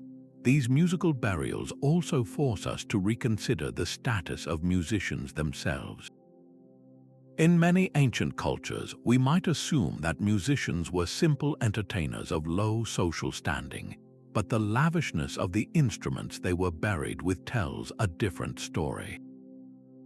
The intricate inlay, the use of precious materials like gold and ivory, and the fact that these valuable objects were permanently taken out of circulation all point to musicians being highly respected figures. They were keepers of tradition, masters of a complex spiritual technology, and essential participants in the rituals that sustained the community and the cosmos. Their instruments were not just tools of their trade, but sacred objects, extensions of their own voices and souls.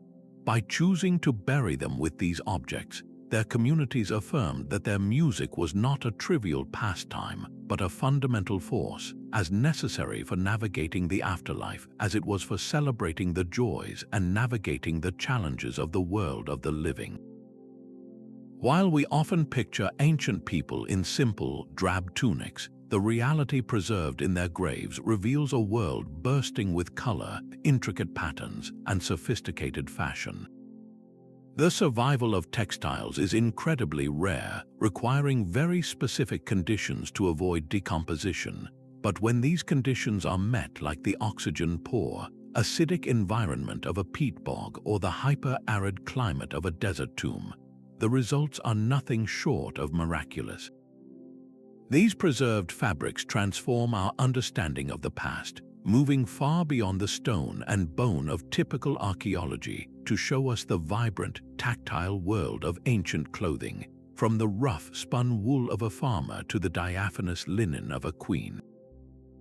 Consider the astonishing finds from the Nordic bogs, where the unique chemistry of the peat acts as a natural tanning agent, preserving not just bodies but their entire wardrobes with leather-like fidelity. The outfit of the Huldremos woman, discovered in Denmark and dating to the 2nd century BCE, is a masterpiece of Iron Age practicality and style. She was found wearing 2 skin capes, one made of sheepskin and the other from the skins of at least 14 different brown, black, and white sheep, carefully selected to create a striking patterned effect. Underneath, she had a plaid wool skirt of blue and brown, a woven wool scarf, and even a long woolen cord tying her hair. This wasn't just a haphazard collection of animal skins. It was a coordinated ensemble that showed a keen sense of aesthetics, an understanding of textile properties for warmth and durability, and a clear expression of personal or tribal identity through pattern and color. The preservation of such complete outfits allows us to see how garments were constructed, how they were layered for different seasons, and how they moved and felt on the body, providing a sensory connection to the past that is almost unparalleled. On the opposite end of the preservation spectrum, the dry sands of Egypt's deserts and the high-altitude aridity of the Peruvian coast have safeguarded textiles for over 2,000 years in near-pristine condition.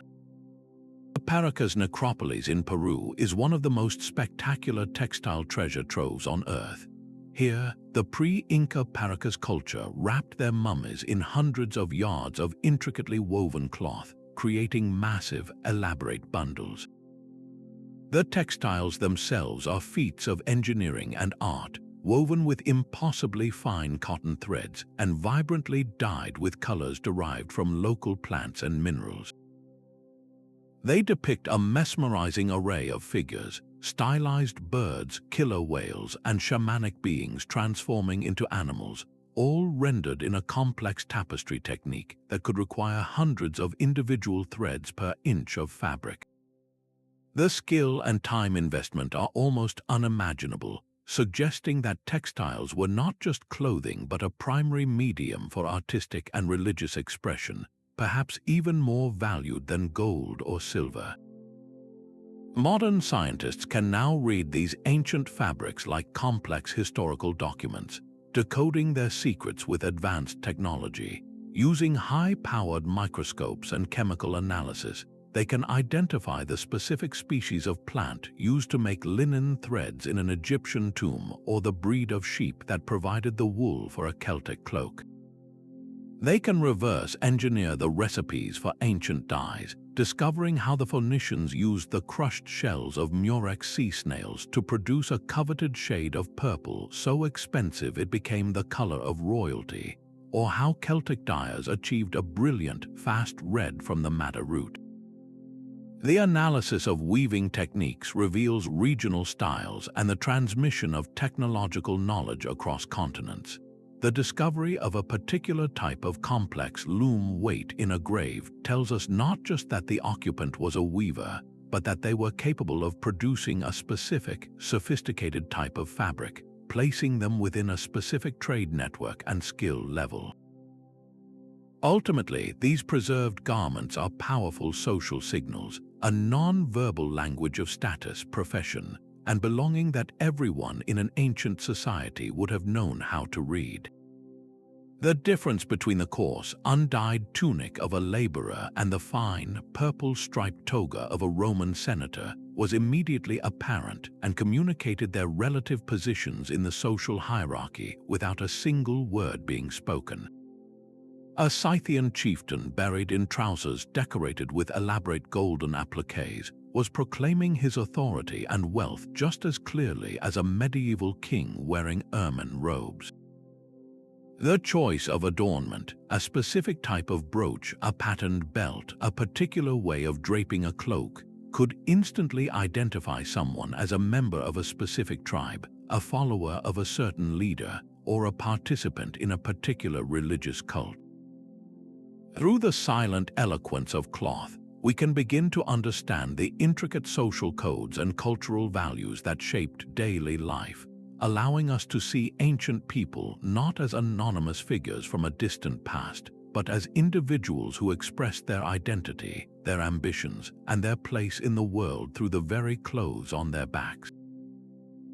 Perhaps the most profound connection we can make across the centuries comes not from grand monuments or trade goods, but from the quiet, personal choices made in moments of profound grief. While weapons speak of power and tools speak of work, the most intimate objects placed in graves, a lock of hair, a worn toy, a carefully folded letter whisper directly to the human heart, revealing emotional landscapes that are universal yet entirely personal. These items were never meant for public display. They are windows into private worlds of love, loss, and memory, offering us the rarest of gifts, a chance to understand how people in the distant past truly felt. Consider the poignant discovery in a Roman cemetery of a simple lead coffin holding the remains of a young child. Nestled beside the small skeleton, archaeologists found a delicate glass perfume bottle, not even as tall as a finger. It was a tiny thing, likely holding a few precious drops of a scent that would have been familiar to the child, perhaps used by a mother to soothe her baby to sleep. This wasn't a valuable offering meant to impress the gods or denote status. It was an object of pure comfort, chosen by a grieving parent who could not bear the thought of their little one facing the unknown without a familiar, soothing smell. The choice transcends time and culture, a gesture any parent today can understand in an instant. It tells us that the Romans, for all their martial discipline and imperial grandeur, experienced the searing pain of losing a child in exactly the same way we do, and sought the same small comforts in the face of unimaginable sorrow.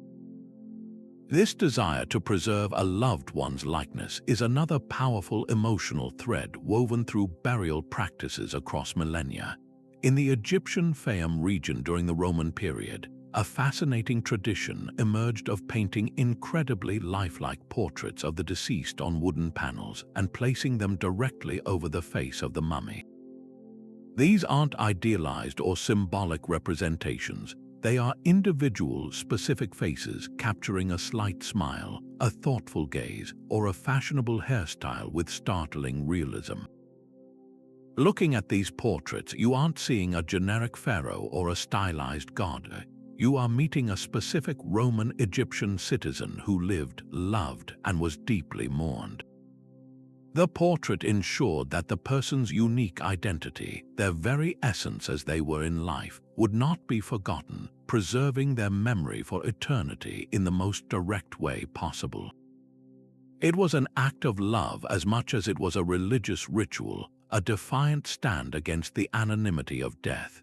Moving forward to the Victorian era, we see this same impulse take a new technological form with the advent of post-mortem photography. In an age of high infant mortality and before the ubiquity of personal cameras, a family might have no image of a loved one except one taken after they had passed. These photographs, often showing the deceased posed as if sleeping peacefully or surrounded by living family members, can seem unsettling to modern eyes. But to the Victorians, they were cherished mementos, a final chance to capture a likeness and aid in the long, difficult process of mourning. A tiny, beautifully crafted photograph placed in a grave or kept in a locket was a tangible connection to the person they had lost, a way to keep their memory close and visually present. This practice reveals a universal human need to hold onto the physical presence of those we love, using the best technology available to soften the sharp edge of absence. Sometimes the emotional statement is made not with an object, but with the arrangement of the bodies themselves. In a Neolithic grave dating back over 6,000 years in Mantua, Italy, archaeologists made a discovery that stopped them in their tracks. They found two skeletons, a man and a woman, locked in an eternal embrace. Their arms were wrapped around each other, their faces turned towards one another, their legs intertwined. They were buried this way deliberately, a final, powerful testament to a bond so strong that not even death could part them. Were they lovers, a husband and wife? We will never know their names or the exact story, but we don't need to. Their posture speaks a language that requires no translation. It is a raw, powerful expression of love, loss, and a refusal to be separated. This single grave, silent for millennia, communicates a depth of emotion more eloquently than any poem or song, reminding us that the human heart has always known the same profound capacity for connection and devotion. These architectural marvels are far more than just monuments to the dead. They are among humanity's first and most precise scientific instruments, stone computers permanently programmed to track the cycles of the cosmos. The very act of aligning a tomb with a celestial event required generations of meticulous observation, a deep understanding of mathematics and geometry, and a profound desire to anchor human rituals to the eternal rhythms of the universe. This fusion of science and spirituality is perhaps nowhere more breathtakingly demonstrated than at Newgrange in Ireland, a massive passage tomb constructed over 5,000 years ago, centuries before Stonehenge or the Great Pyramid of Giza. For 51 weeks of the year, its long, narrow entrance passage lies in deep shadow. But for a few precious minutes around sunrise on the winter solstice, a precisely engineered roof box above the entrance captures the sun's first rays, channeling a narrow beam of golden light that travels slowly down the passageway to dramatically illuminate the inner burial chamber. This was no happy accident. The builders possessed an intimate knowledge of the solar cycle, understanding the exact azimuth of the solstice sunrise, and possessing the engineering skill to construct a monument that would capture it with such accuracy that it still functions perfectly today. This event transformed the tomb from a static repository for the dead into a dynamic symbol of rebirth, connecting the darkest day of the year with the promise of the sun's return, and by extension, the hope of life emerging from death. Across the Mediterranean, the ancient Egyptians engineered their own celestial masterpieces, aligning their pyramids with a precision that continues to astound modern surveyors. The Great Pyramid of Giza is famously aligned to the four cardinal directions with an error margin of less than 1/15 of a single degree. This north-south orientation was deeply tied to their cosmology, as they believed the pharaoh's soul would journey to the circumpolar stars, the so-called indestructibles that never set below the horizon, to take his place among the eternal gods. The narrow shafts emanating from the king's and queen's chambers within the pyramid are now understood to be precisely angled to point towards specific stars central to this belief, such as Sirius, associated with the goddess Isis, and Orion's belt, linked to Osiris, the god of the afterlife. This wasn't merely symbolic architecture, it was a functional guide for the soul, a literal roadmap to the heavens etched in stone. The pyramid's alignment ensured the deceased pharaoh's spirit could navigate the celestial landscape and achieve his divine destiny, demonstrating a seamless integration of astronomical data into the very heart of their funerary religion. This celestial knowledge was not confined to grand royal projects, but was woven into the fabric of death rituals for entire communities. The Neolithic passage graves of Portugal's Alentejo region, for instance, consistently feature entrance corridors oriented toward the rising sun during the equinoxes or solstices. Similarly, many Native American burial mounds, such as those built by the Hopewell culture in present-day Ohio, incorporate earthworks and geometric enclosures that align with lunar standstills and other complex astronomical events. The widespread nature of this practice across disparate cultures and continents suggests a universal human impulse to connect the mystery of death with the orderly, predictable motions of the heavens. By burying their dead in structures aligned with the sun, moon, and stars, these ancient societies expressed a belief that human life was part of a much larger cosmic cycle, one of perpetual renewal that offered comfort and meaning in the face of mortality. Beyond the spiritual, these alignments served profoundly practical purposes, functioning as massive communal calendars that regulated agricultural and ceremonial life. The exact timing of the solstice or equinox was critical for planting and harvesting in agrarian societies.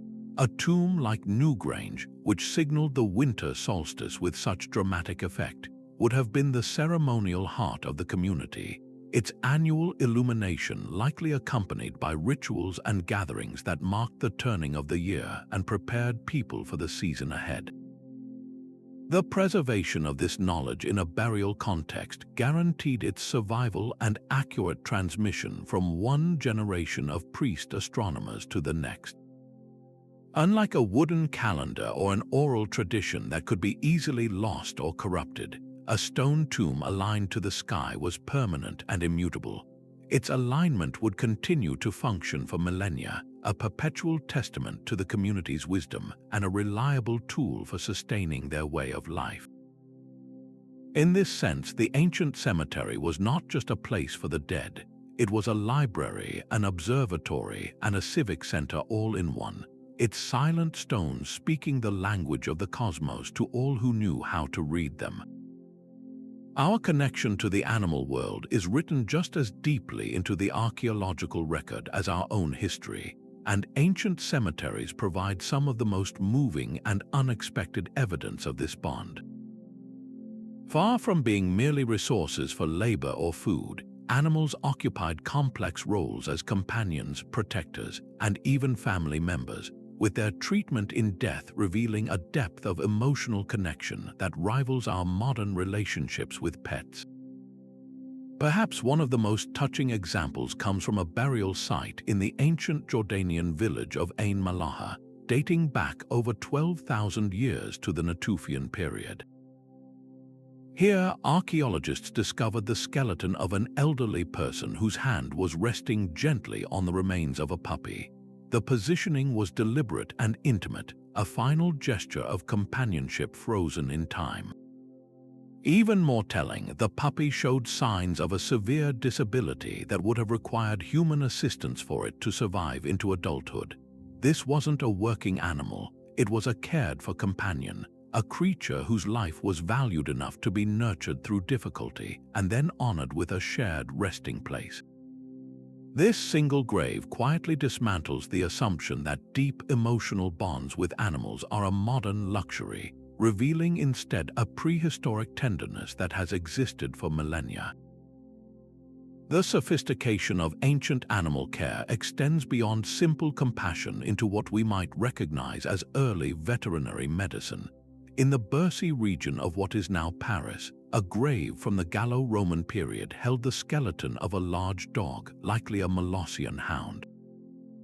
Analysis of its remains revealed a badly fractured leg that had been skillfully set and showed clear signs of healing.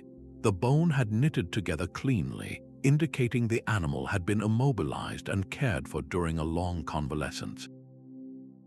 This was no accident. It was a deliberate medical intervention that required knowledge of bone setting, wound management, and a significant investment of time and resources to nurse a non-productive animal back to health. Similarly, the remains of a horse from a Scythian burial mound in Siberia showed evidence of a severe jaw infection that had been treated with a poultice made from medicinal plants, a discovery confirmed through residue analysis. These findings suggest that ancient peoples possessed a developed understanding of animal anatomy and healing, applying herbal remedies and surgical techniques to alleviate suffering and prolong the lives of creatures they valued. For many ancient cultures, certain animals were so vital to their way of life that they were accorded funerary honors rivaling those of important humans. The nomadic cultures of the Eurasian steppes, such as the Scythians and the Xiongnu, provide breathtaking examples of this practice. A high-ranking chieftain would often be buried with his entire string of horses, sometimes numbering in the dozens. These animals were not simply sacrificed and thrown in a pit. They were arranged with meticulous care, adorned with elaborate harnesses, bridles, and saddle decorations made of gold, bronze, and richly dyed felt. The horses were typically positioned as if still hitched to a chariot or ready for riding, a powerful statement that the warrior would need his trusted steeds for travel, hunting, and warfare in the afterlife. The scale and opulence of these sacrifices speak to the absolute centrality of the horse to steppe culture. It was the key to mobility, military dominance, and economic wealth. To be buried without your horses would have been akin to a modern person being buried without their limbs or their most prized possessions. It was an unthinkable separation.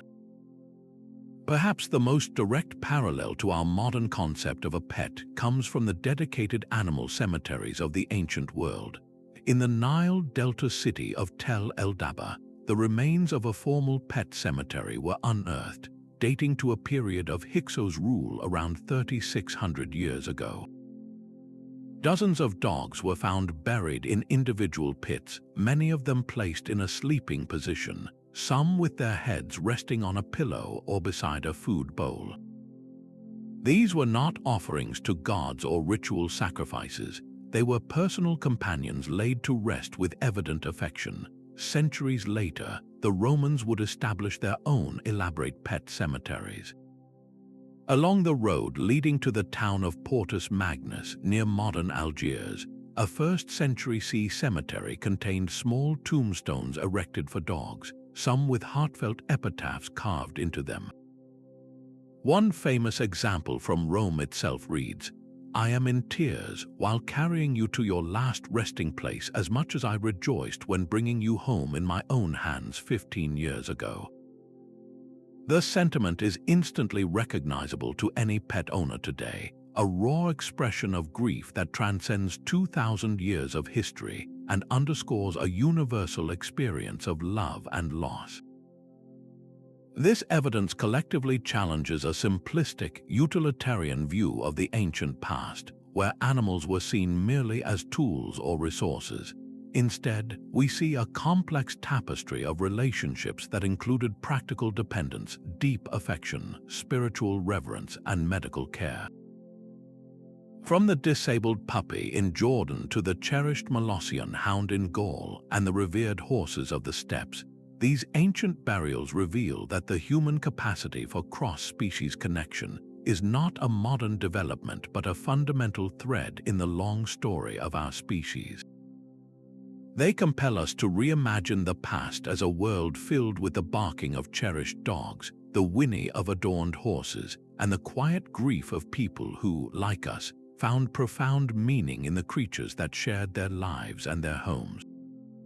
The very placement of a community's cemetery within the landscape acts as a powerful indicator of its values, its fears, and its practical understanding of urban life.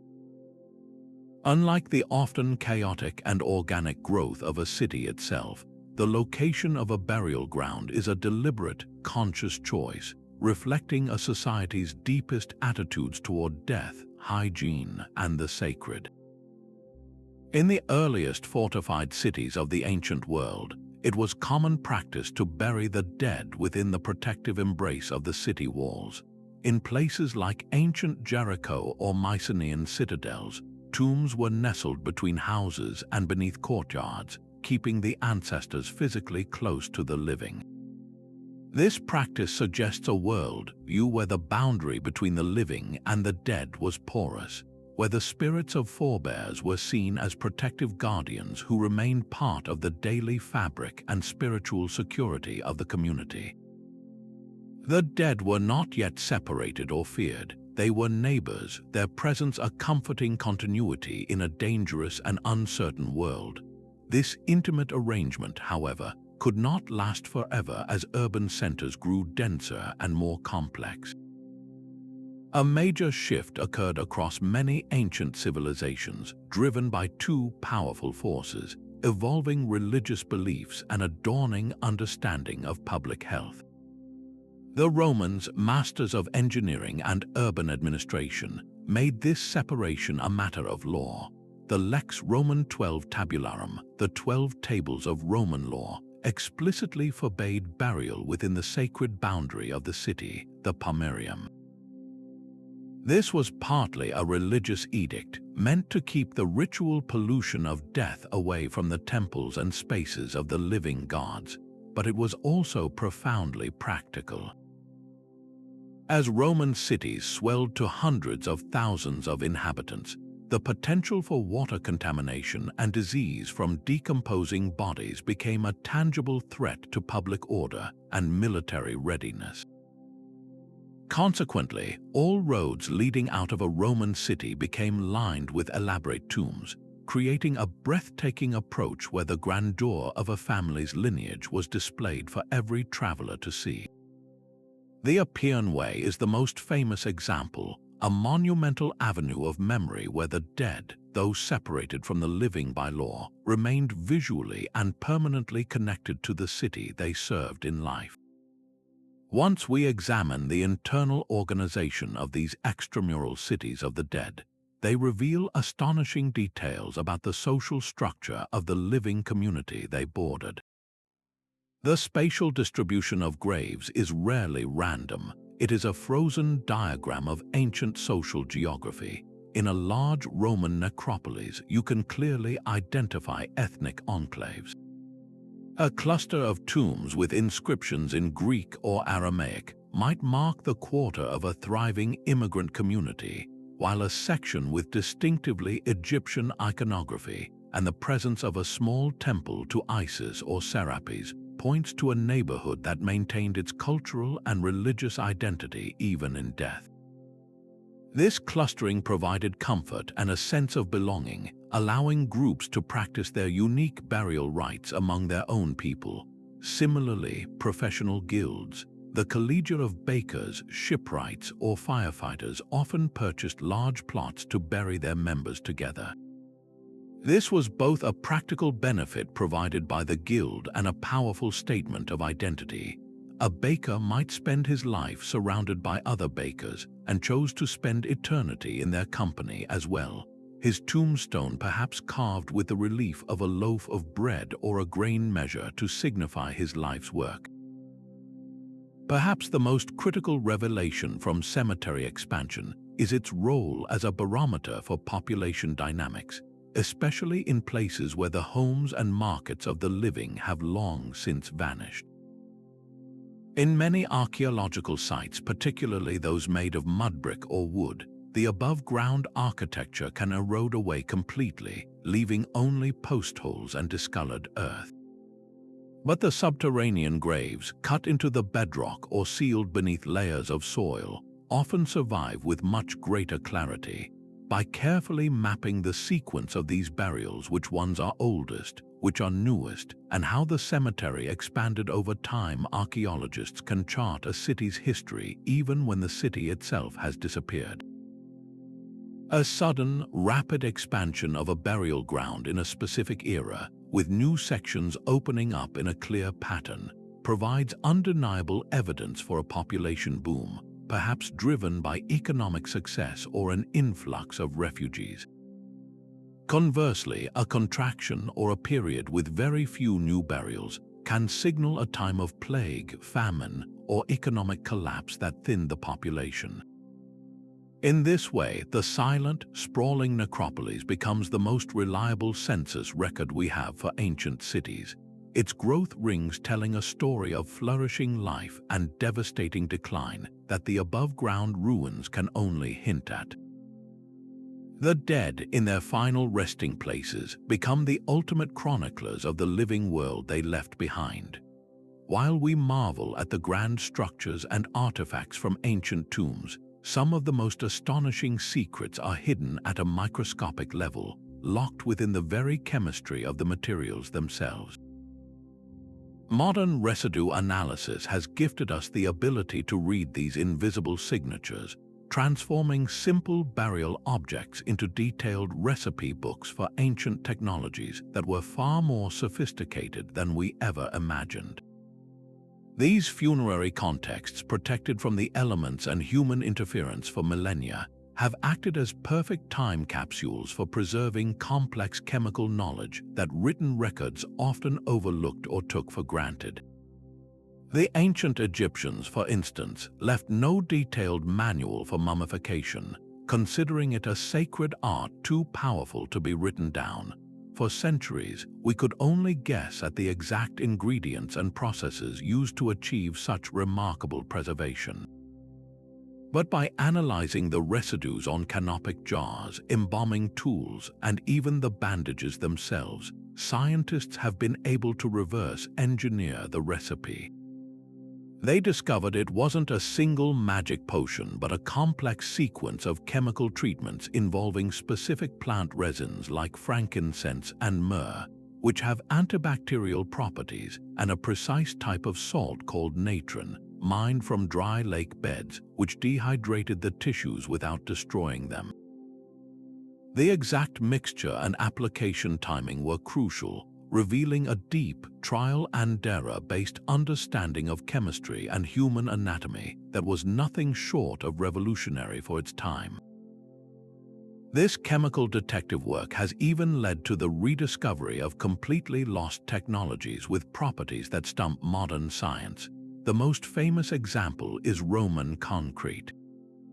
While our modern concrete crumbles and cracks within decades under the assault of seawater and the elements, Roman piers and tombs built 2,000 years ago stand stronger than ever. For years, historians and engineers debated the secret, and the answer was found in part by analyzing the concrete used in submerged Roman tombs and harbor structures. The key ingredient turned out to be a specific type of volcanic ash from the region of Pozzuoli, which the Romans mixed with lime and seawater. When modern scientists replicated the formula, they witnessed something astounding. As seawater seeped into the concrete, it reacted with the volcanic ash and lime to form rare, platy crystals called aluminous tobamorite. These crystals actually block further cracks from propagating, meaning the concrete literally self-heals. The Romans, through meticulous observation and experimentation, had accidentally created a sustainable, ultra-durable material that we are only now beginning to fully understand and attempt to replicate for our own use, a technology preserved for us in the tombs and breakwaters they left behind. Beyond construction, ancient chemists were also master pigment makers, creating colors with unique and mysterious properties. One of the most captivating is Egyptian blue, considered the first synthetic pigment in history. By analyzing residues in workshops near tombs and the paint pots left in artists' graves, scientists decoded its formula, a precise mixture of silica, lime, copper, and an alkali like natron, heated to a specific temperature between 800 and 900 degrees Celsius.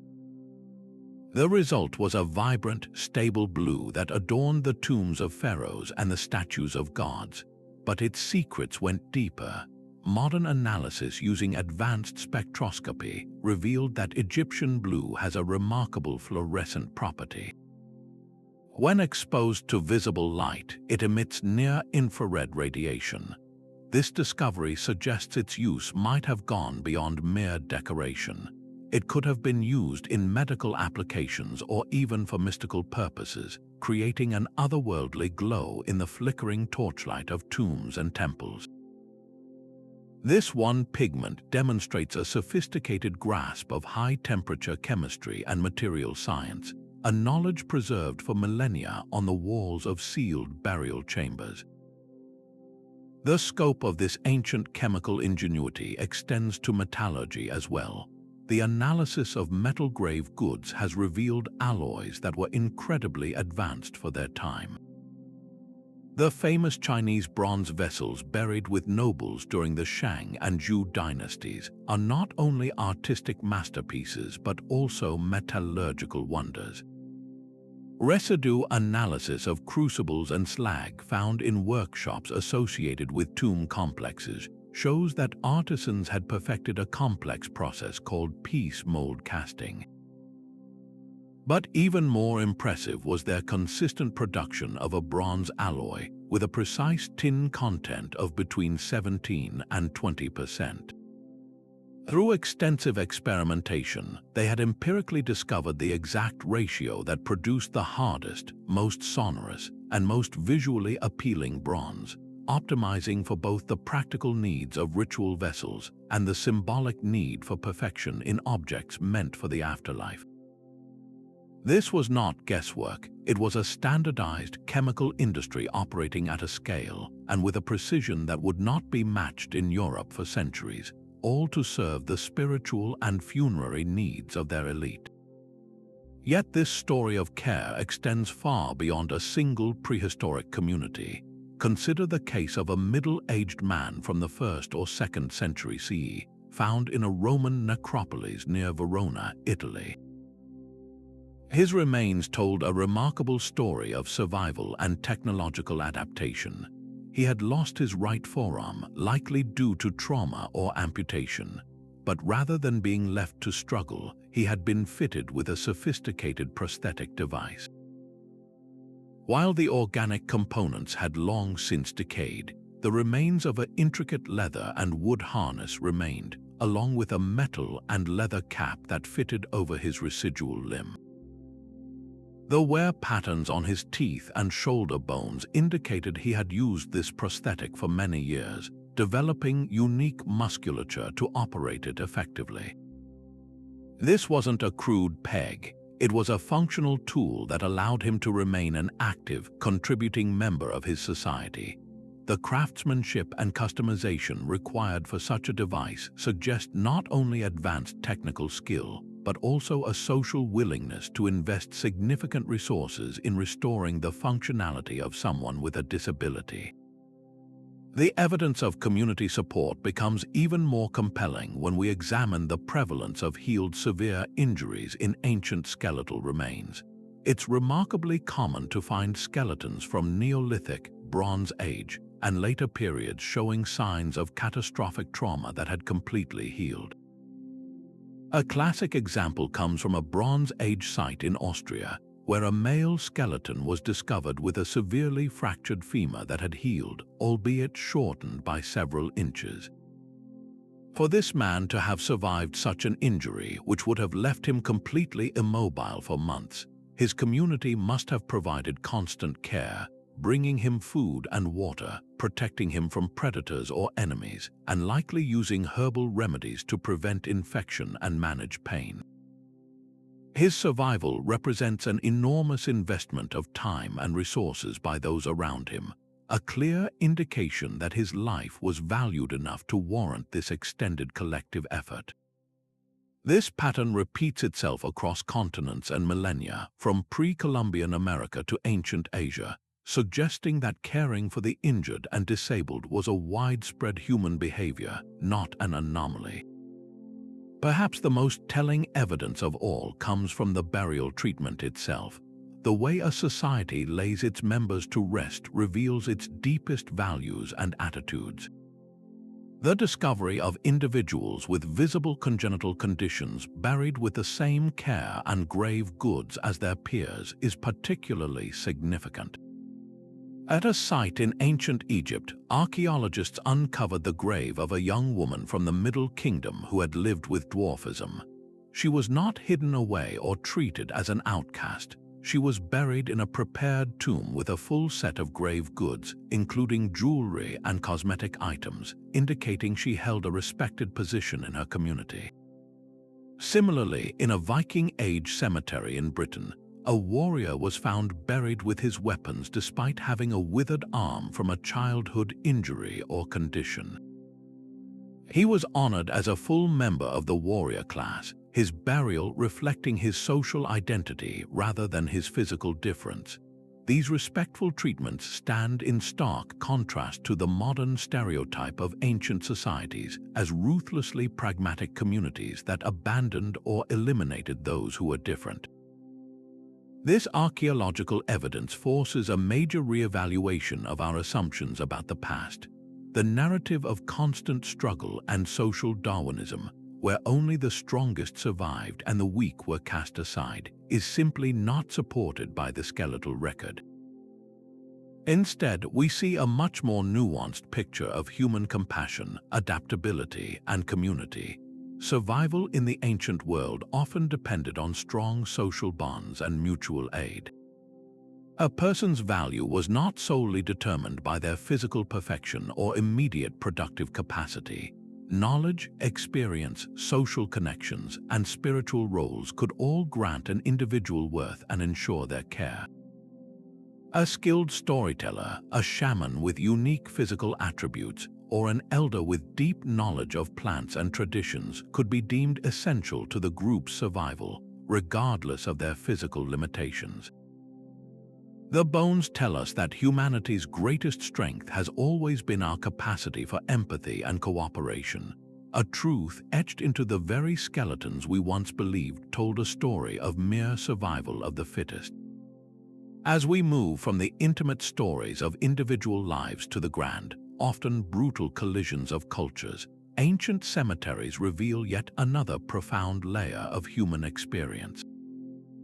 In the shadow of colonial expansion, where official histories were written by the conquerors to celebrate their victories and justify their rule, burial grounds become a powerful counter-archive. They preserve the silenced narratives of the colonized, offering tangible evidence of cultural mixing, quiet resistance, and the incredible human capacity for adaptation under the most oppressive circumstances. These are not the stories found in governors' reports or church ledgers. They are the stories whispered by the earth itself, told through the deliberate choices people made in how they laid their loved ones to rest. Consider the complex spiritual landscape of colonial Mexico following the Spanish conquest. The official record speaks of a rapid and successful conversion to Catholicism, with indigenous traditions supposedly erased by the zeal of Franciscan and Dominican missionaries. But the cemeteries tell a far more nuanced and fascinating story.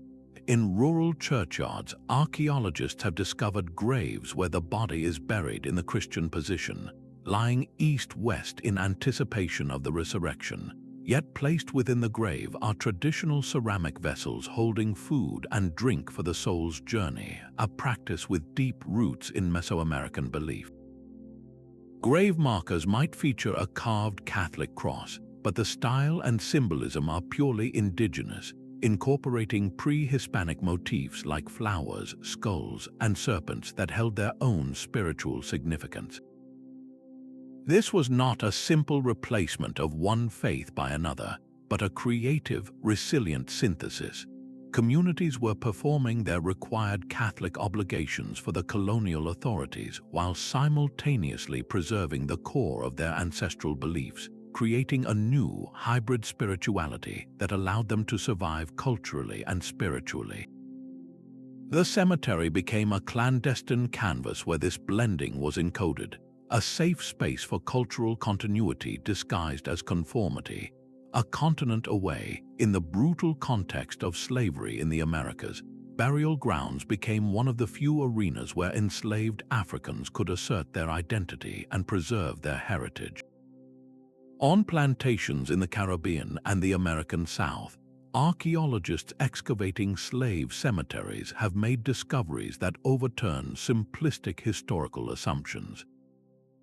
While these burials were often located on marginal, poor land and marked with simple, perishable materials, if they were marked at all, their contents are rich with cultural meaning. One of the most powerful findings is the consistent pattern of placing artifacts on or around the body that drew directly from African traditions. In South Carolina, graves have been found adorned with bundles of rusted nails, broken pottery, and seashells. To the uninformed eye of the plantation owner, this might have appeared as mere trash, but within West African spiritual systems, these items were carefully chosen.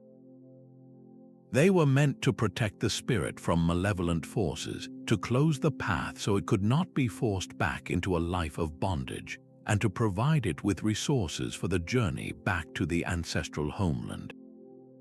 Perhaps the most poignant evidence of resistance is found in the orientation of the bodies themselves. Christian tradition dictates burial with the head to the west and feet to the east. Yet in many slave cemeteries, a significant number of individuals are buried with a completely different alignment. Some are oriented east-west, but with the head to the east, a practice found in certain African cultures. Others are buried facing a specific direction, such as toward the rising sun, or, most heartbreakingly, toward the east and the continent of Africa across the Atlantic Ocean. This was a deliberate, silent act of defiance. It was a final declaration of identity, a way of physically aligning themselves in death with a homeland they were violently torn from in life, a connection their enslavers could never sever. These graves are compasses pointing not just to a direction, but to a stolen past and a hoped-for return. These sites force us to confront the concept of the archaeology of the oppressed or subaltern history. They give us access to the thoughts, beliefs, and emotions of people who were systematically denied a voice in the written record. They were considered property, their lives documented only in inventory lists and bills of sale. But in death, through the material culture they left behind, they speak eloquently of their inner world. A simple, hand-coiled pottery jar placed in a grave might be based on a European form but made with African coil and scrape techniques, and decorated with designs remembered from a childhood in the Kingdom of Congo. This single object embodies the entire complex experience of the enslaved: adaptation to a new material world, the preservation of ancestral knowledge, and the quiet, unbreakable will to maintain a sense of self.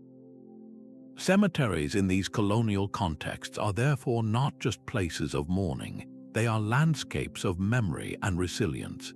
They show us that even under the most extreme pressure to assimilate and disappear, human cultures do not simply vanish. They transform, they blend, they hide in plain sight, and they endure, waiting for us to learn how to read their silent, powerful language. Even the smallest and most unwelcome of life forms, the insects and rodents that have plagued humanity since the beginning, have left their mark in ancient cemeteries, offering clues about the environment and our ancestors' ingenuity in managing it.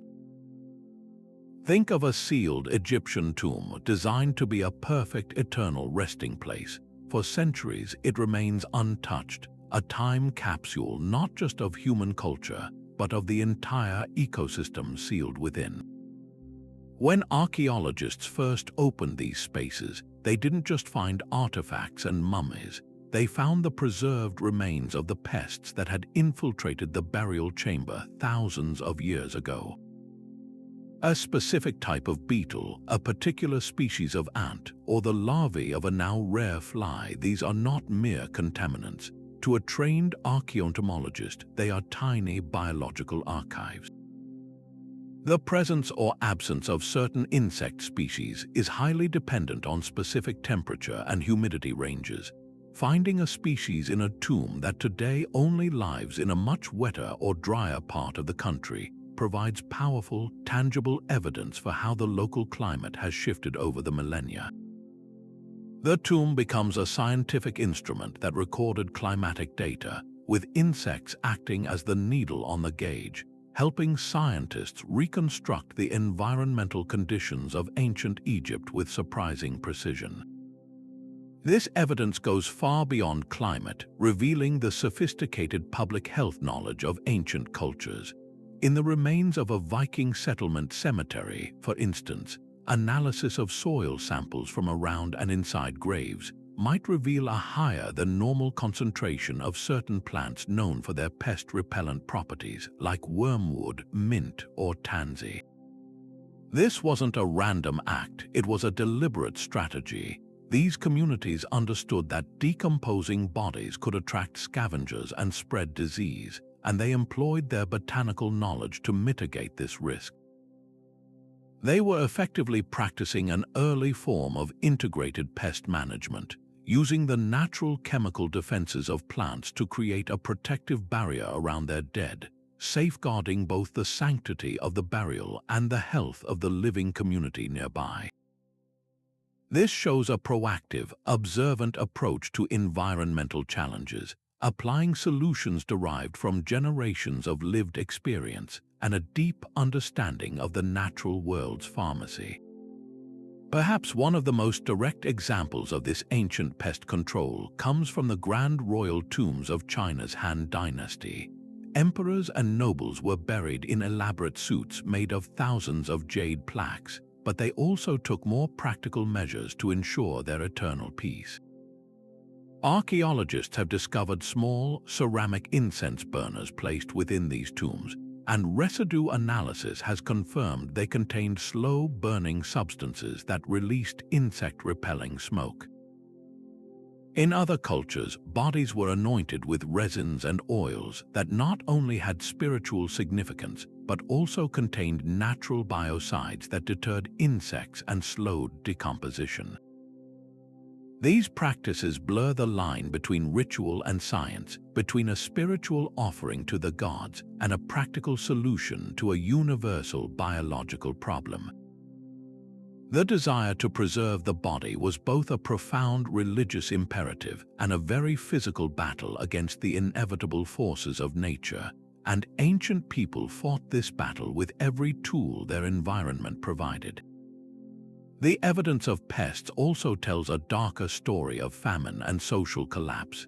In mass graves dating to periods of known famine or plague, the skeletal remains often show distinctive gnaw marks from rodents. The pattern of these marks is crucial. Gnawing that occurred shortly after death, when the bones were still fresh, suggests that the bodies were left exposed for a period before being buried, perhaps because the surviving population was too overwhelmed by death and disease to perform timely funerals.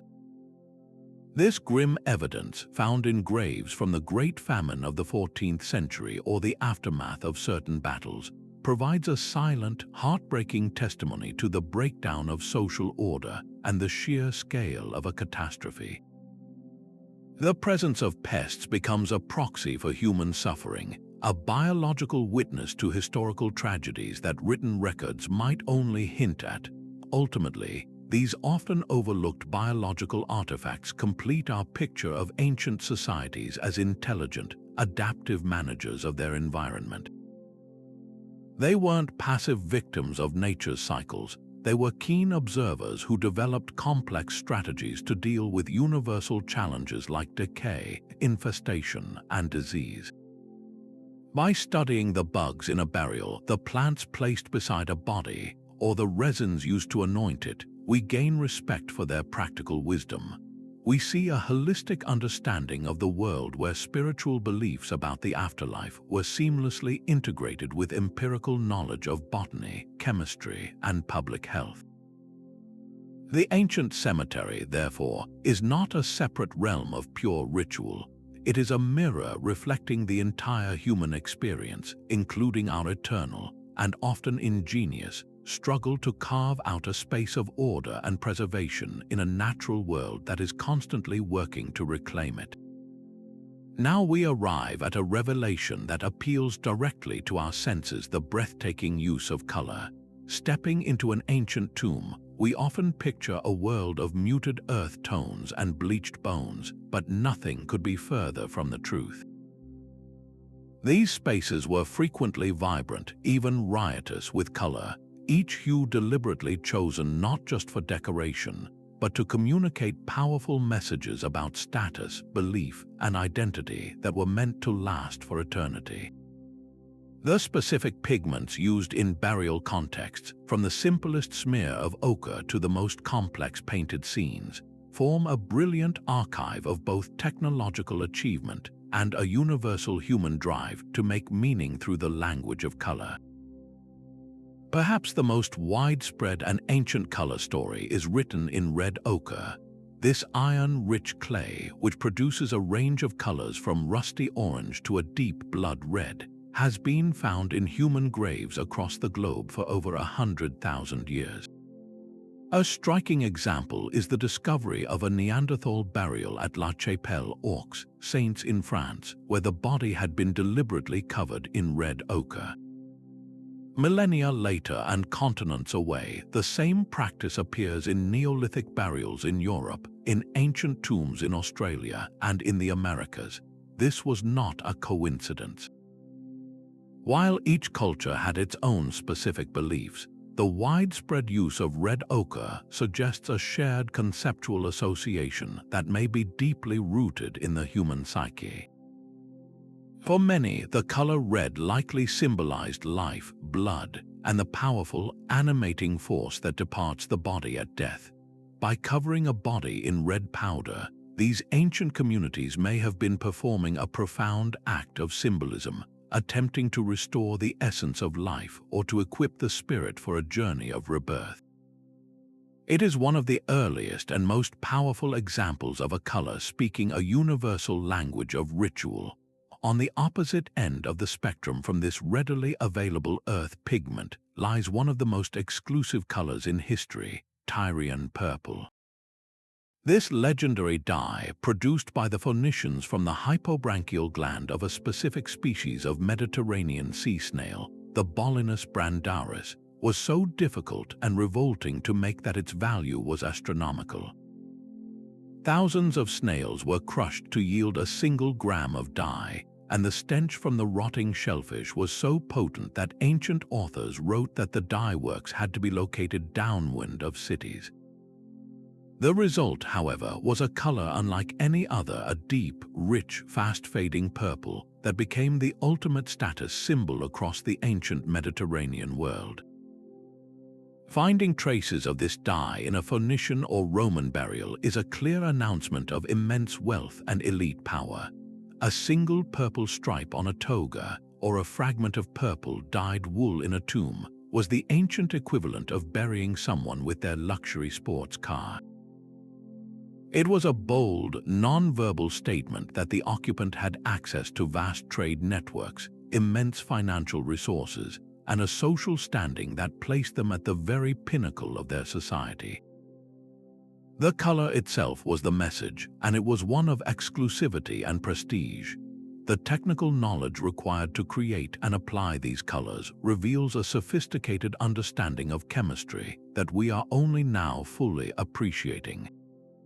The ancient Egyptians were master pigment makers, and their creations have retained their brilliance for thousands of years in the dark, dry sanctuary of their tombs. Egyptian blue, the world's first synthetic pigment, was a marvel of ancient science. By heating a precise mixture of silica, lime, copper, and an alkali like natron to around 900 degrees Celsius, they created a stable, vibrant blue that adorned the walls of tombs and the statues of gods.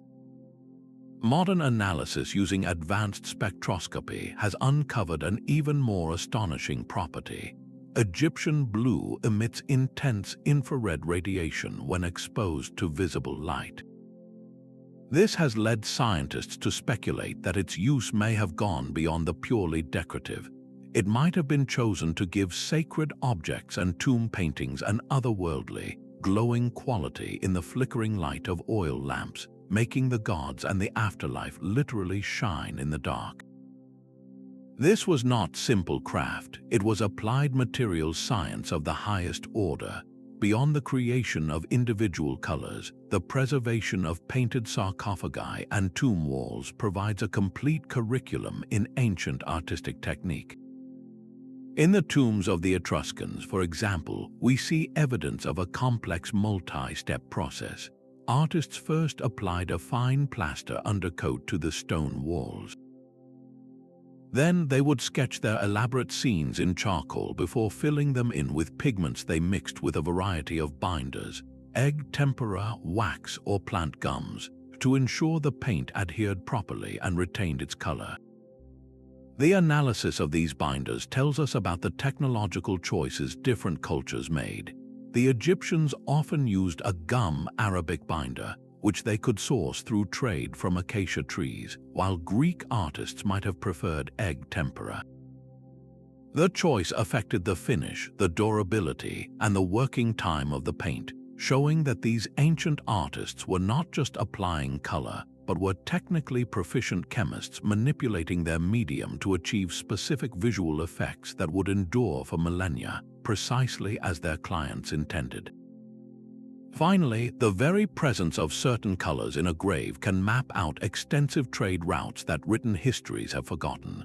A vibrant vermilion red on a Celtic chieftain's shield, for instance, might be traced through its mercury sulfide signature to the famous cinnabar mines of Almudena in Spain, proving a trade network stretching hundreds of miles.